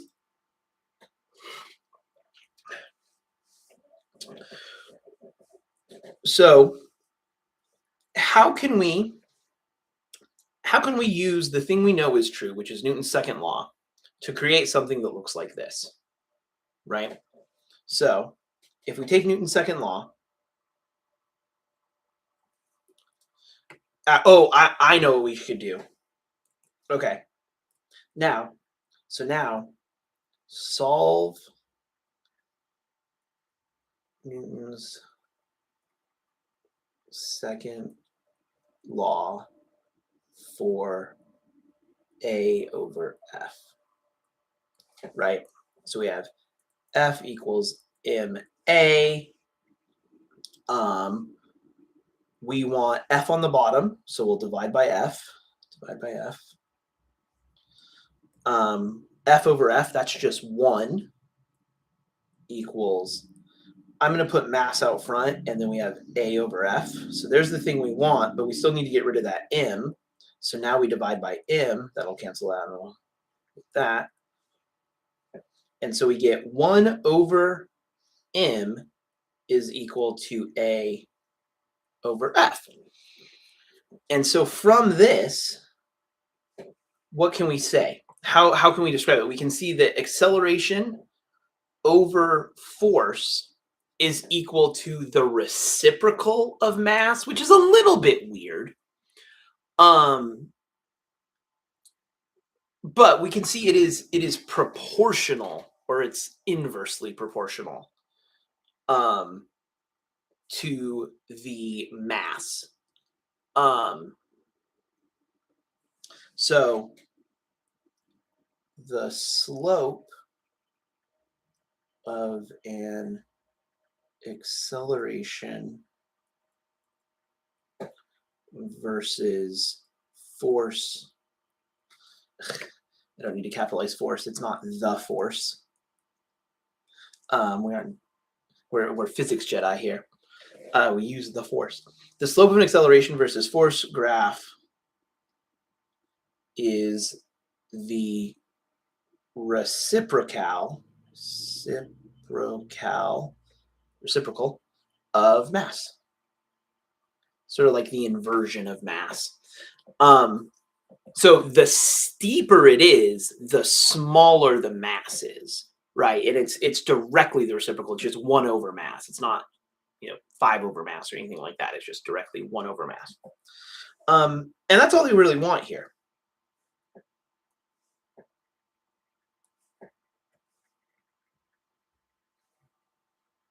I just wanted you to look at this and say, okay, well, I know slope is rise over run, and rise is the change in y, run is the change in x, so it must be the change in acceleration divided by the change in force. And if you do that, if you do acceleration divided by force, you're left with mass, or you're left with 1 over mass, rather. If we did force over acceleration, we would just get mass itself.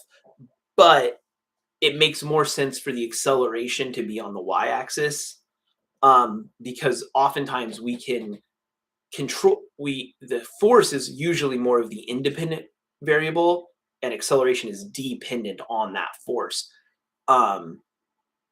We use forces to create accelerations. We don't use accelerations to create forces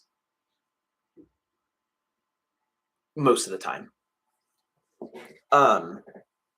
Anyway, so that's what we got. The slope of an acceleration force graph is the reciprocal of the mass.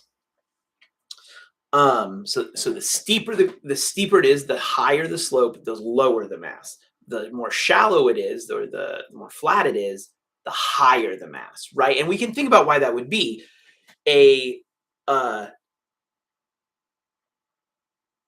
you have high force but low acceleration, just like with the flea and the person, right? Because we're so much more massive, it takes much more force to give us even less acceleration. So if you have a really steep graph, or sorry, a really flat graph, lots of force but very little acceleration, right? That must be because you have a massive object. But if you have a really steep graph, which is a lot of acceleration but very little force, that's like the flea. So you must have a very tiny object in terms of mass. Yeah? Okay.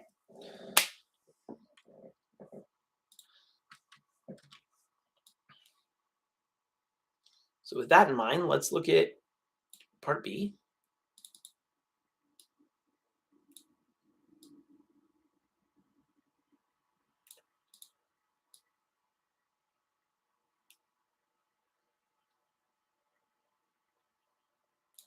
There we go. Okay. And actually, I'm going to copy the graph down here as well, just so we don't have to bounce back and forth to look at it.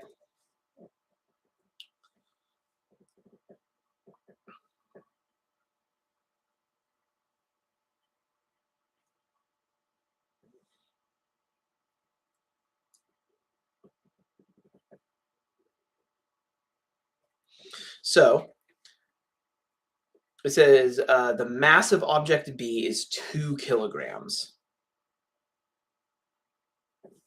So what we can say,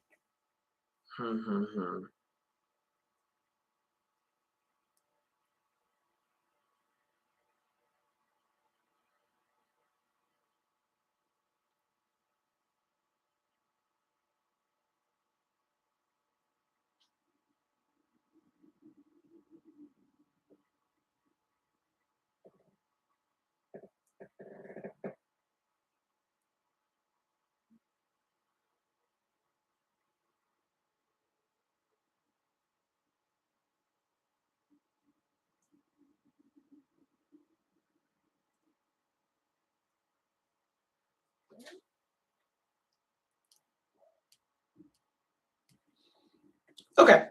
So let's look at the slope. Oops, slope of B. It is 1A1 over 1 rubber band, right? And since they tell us the mass of object B is 2 kilograms, that must equal 1 over 2, which actually means we can solve, actually, let's call this 1 RB, rubber band, right? Um, so we can say A1 over RB is equal to a half. That's excellent. We don't know what A1 is. We don't know what RB is separately, but we do know RB is twice what A1 is, or A1 is half what RB is because that's what it equals, right? So we can use that. Let's look now from that. Let's look at the slope of A. Oh, and I guess I didn't explain why it's 1 over 1, but I think it's pretty straightforward to see. Let's do a contrasty color here. We can see we go from a dot here to a dot there, right? Over 1, up 1, or rather rise over run, right? So we go up 1 over 1. So slope of A, which is the squares here, so it's steeper, so the mass should be smaller than 2 kilograms. Let's look at this. So we go, let's see. It's a little tough, right? We only have this dot right on a grid point, right on a lattice point. But we can see we go up a half, 1 and 2 with an over 1. So I'm going to call this 2.5 over 1. So we get 2.5 A1 over 1 RB, which I'm going to write as 2.5 A1 over RB, right? 2.5 over 1. And here's what's awesome. We know that equals a half. So now we can write 2.5 times a half. So it's going to have to equal 1.25 kilograms.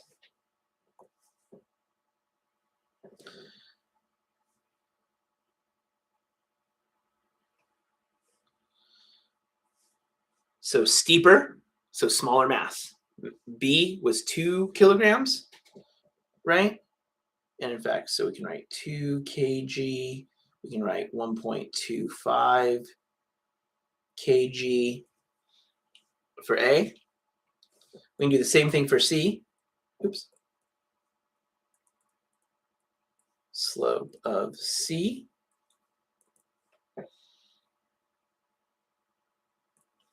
Oh, it's already red, so let's do like a blue. So let's see. We have a lattice or a grid point right there. And it really,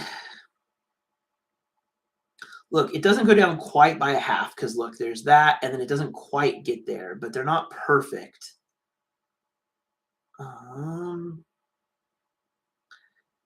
It is a little hard to tell, right?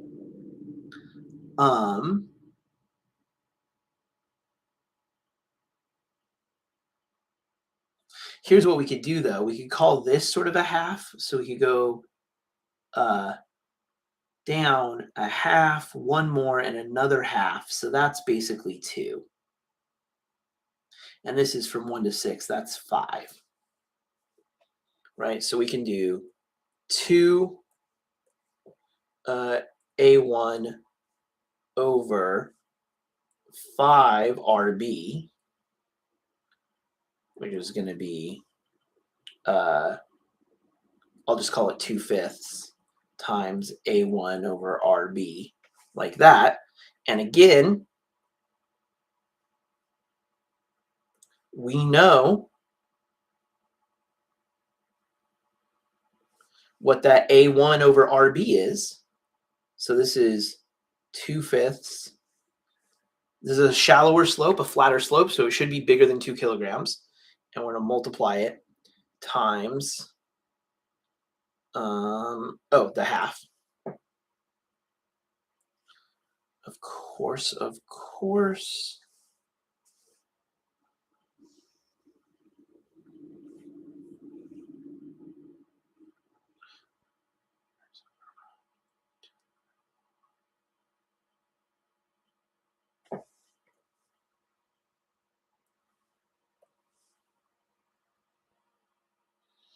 Those 2's cancel out, and we're just left with 1/5.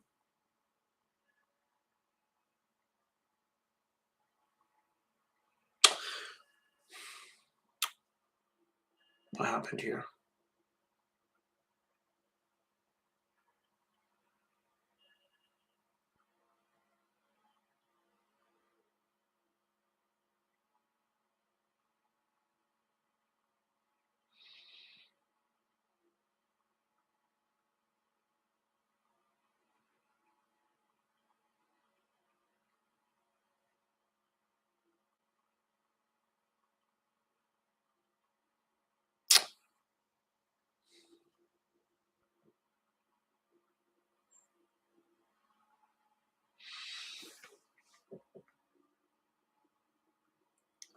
Does that make sense?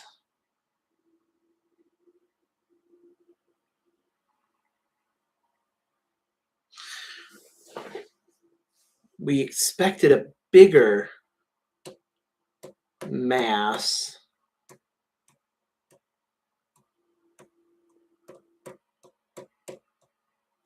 than 2 kilograms because it's a flatter slope. Am I looking at the right one? C, yeah. Okay. I just want to make sure. And it is the rise is 2, and the run across the whole thing, the run is 5. 2, 3, 4, 5. Yep.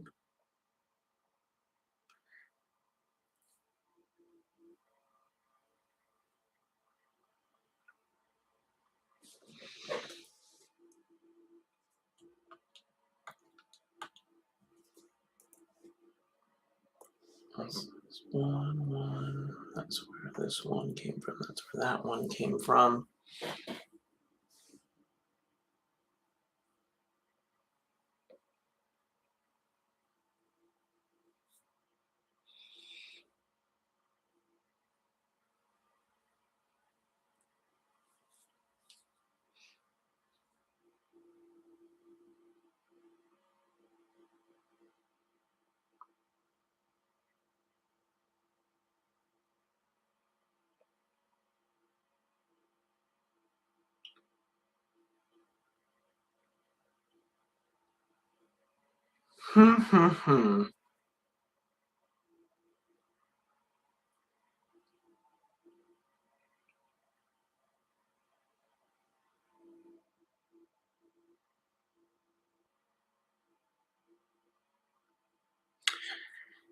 Is it just because it's so wait, it takes a lot of rubber bands to give it hardly any acceleration, or to give it relatively less acceleration, right? Like this one right here, as you increased it from 1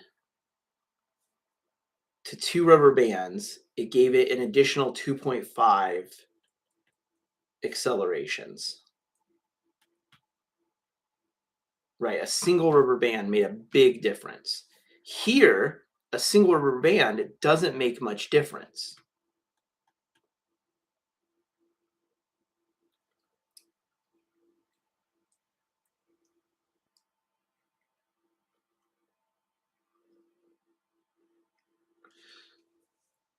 Do I need to? Let me try this.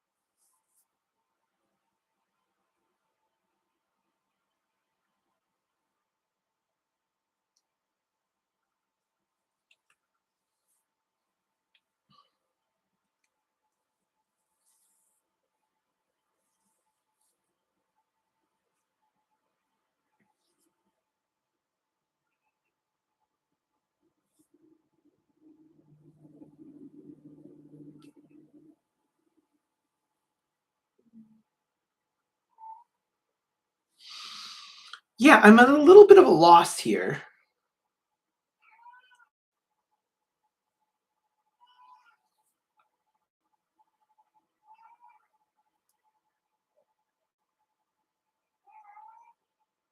A 5 kilogram object.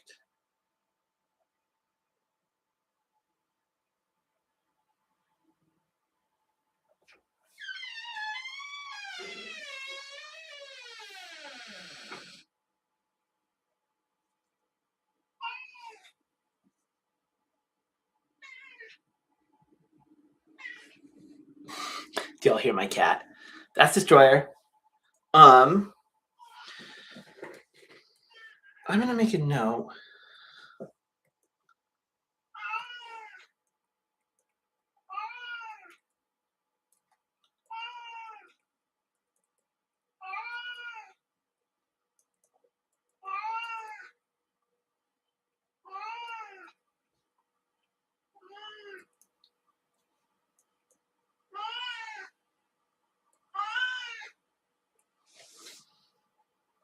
You know,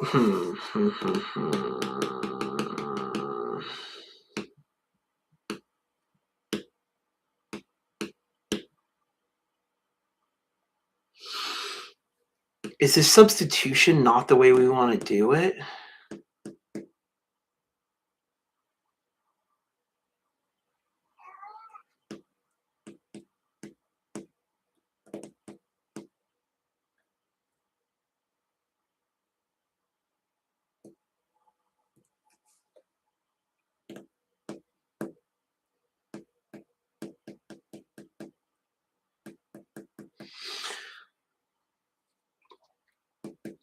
Okay, I think actually.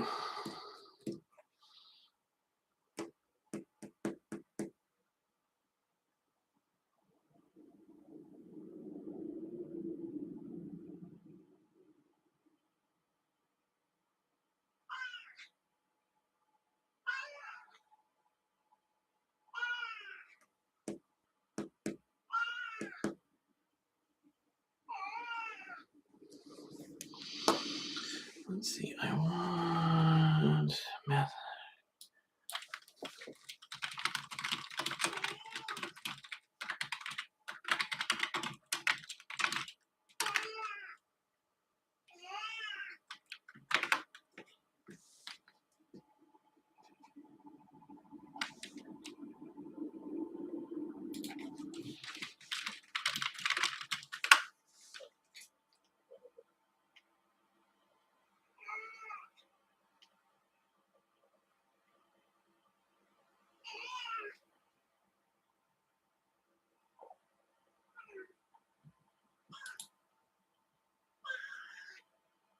That's not what I wanted to do.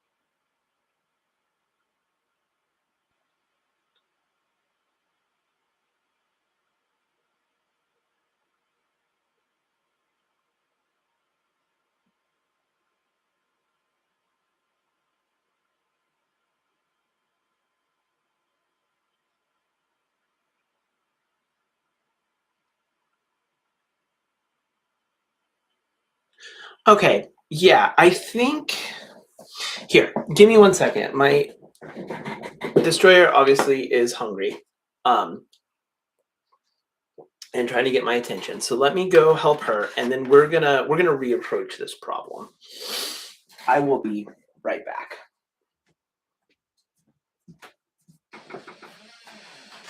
All right, kitty kitty. Yeah, let's go get you some food.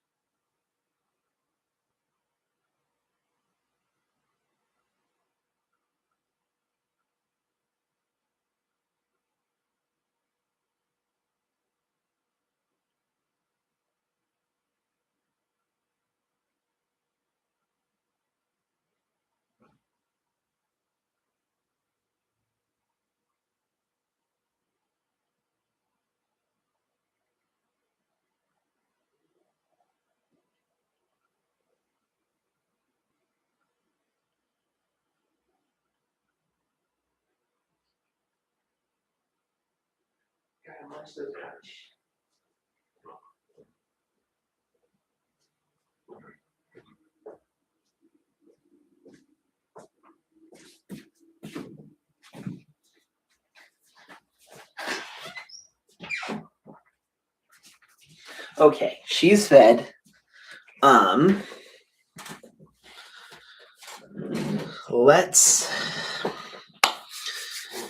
Let's reapproach this.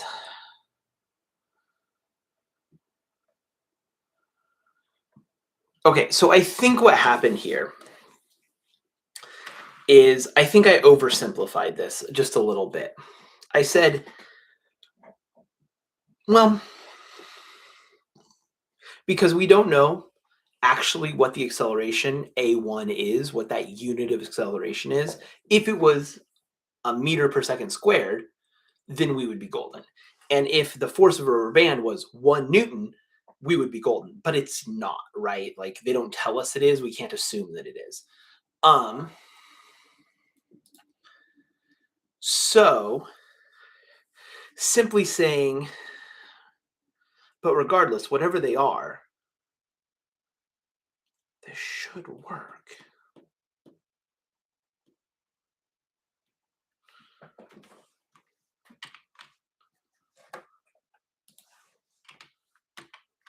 Oh, oops.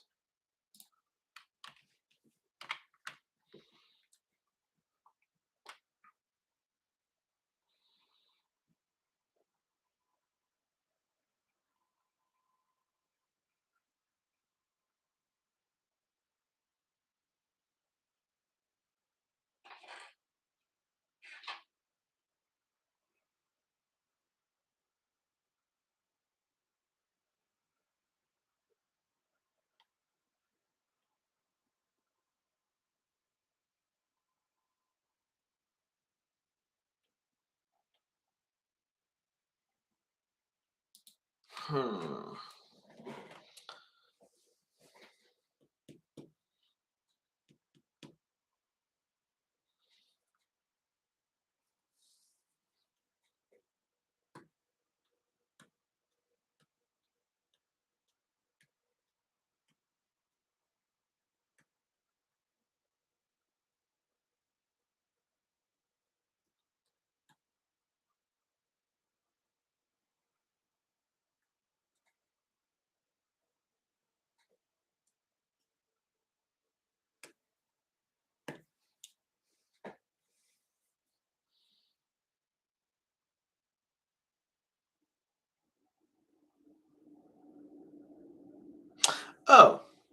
Oh, wait a second.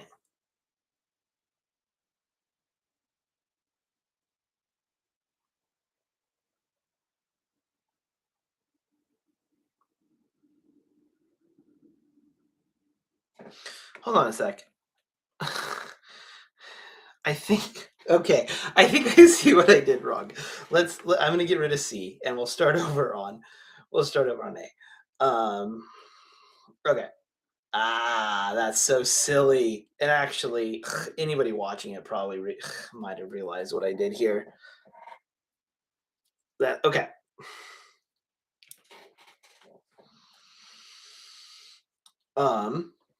Okay, so for slope of A, right, we have 2.5 A1 over 1 RB. And that will equal 1 over the mass of B, right? We know the ratio A1RB is 1 over 2.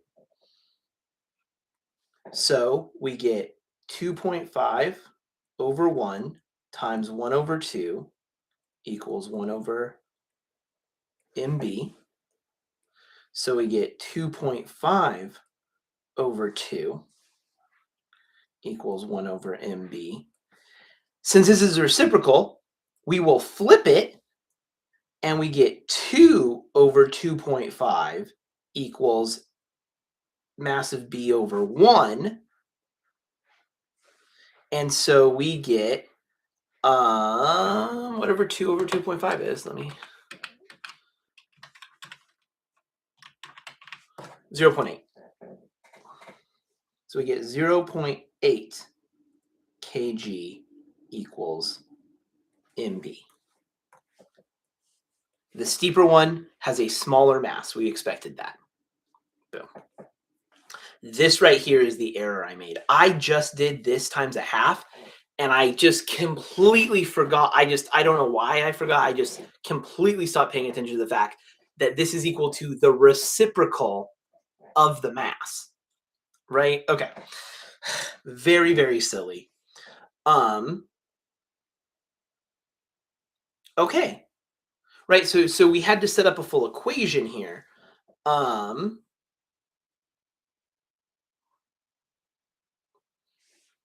Instead of just directly multiplying those.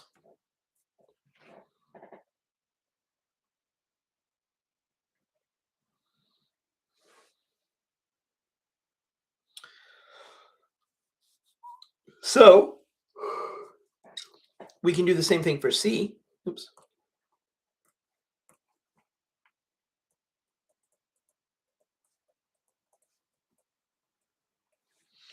Slope of C is going to be rises 2 over 5, so it's going to be 2a1 over 5 RB. And that's going to equal 1 over the mass of C, right? So that's going to be 2/5 times 1/2 equals 1 over MC. So that's going to be 1/5 equals 1 over MC. And then so that's going to be 5 kilograms equals MC. And now C has a greater mass than 2. Right? Oh my God, so easy. Okay. See, but this is why it's important to pay attention to these things, right? If I hadn't made the note to myself that, okay, a flatter slope should be a bigger mass and a steeper slope should be a smaller mass, then I wouldn't have noticed that my answers felt off, or that at least my slope of C answer uh, felt off.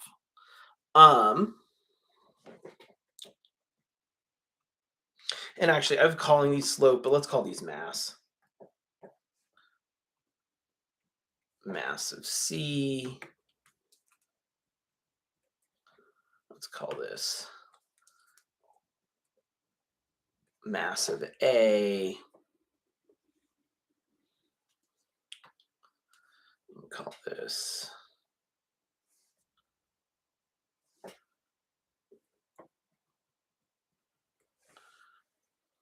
and so this right here is slope of A, and this right here is slope of C. There we go.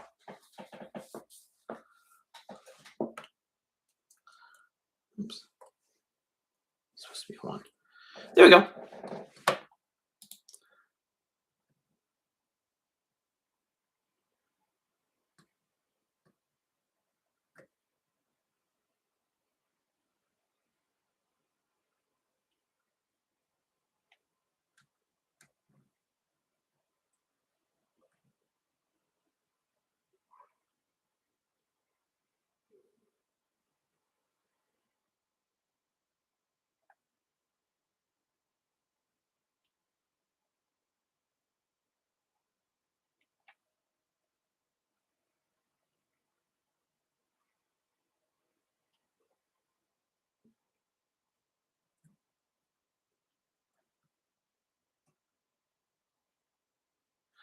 Okay, I think we're gonna leave it there.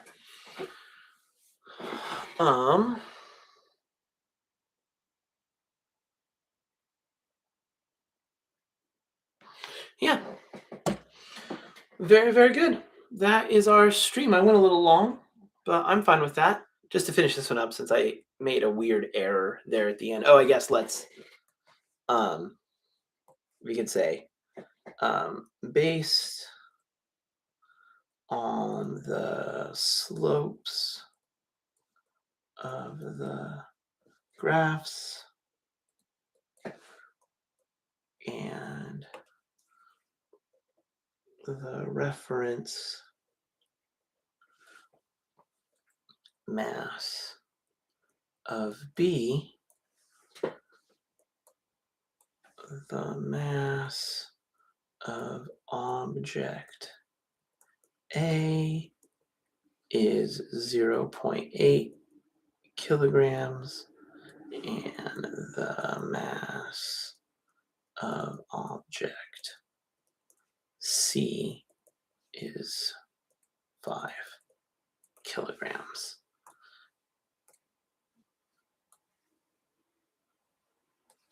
And there we go.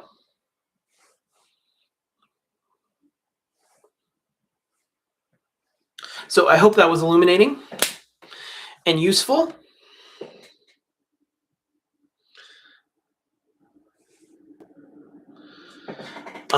Please submit your questions, and I will be back Tuesday at 9 p.m. PST. I'm on the West Coast, Pacific time. Yeah, and I'll be back to answer questions Tuesday night. Hope you all have a good rest of your Sunday and a good beginning of your week. Bye.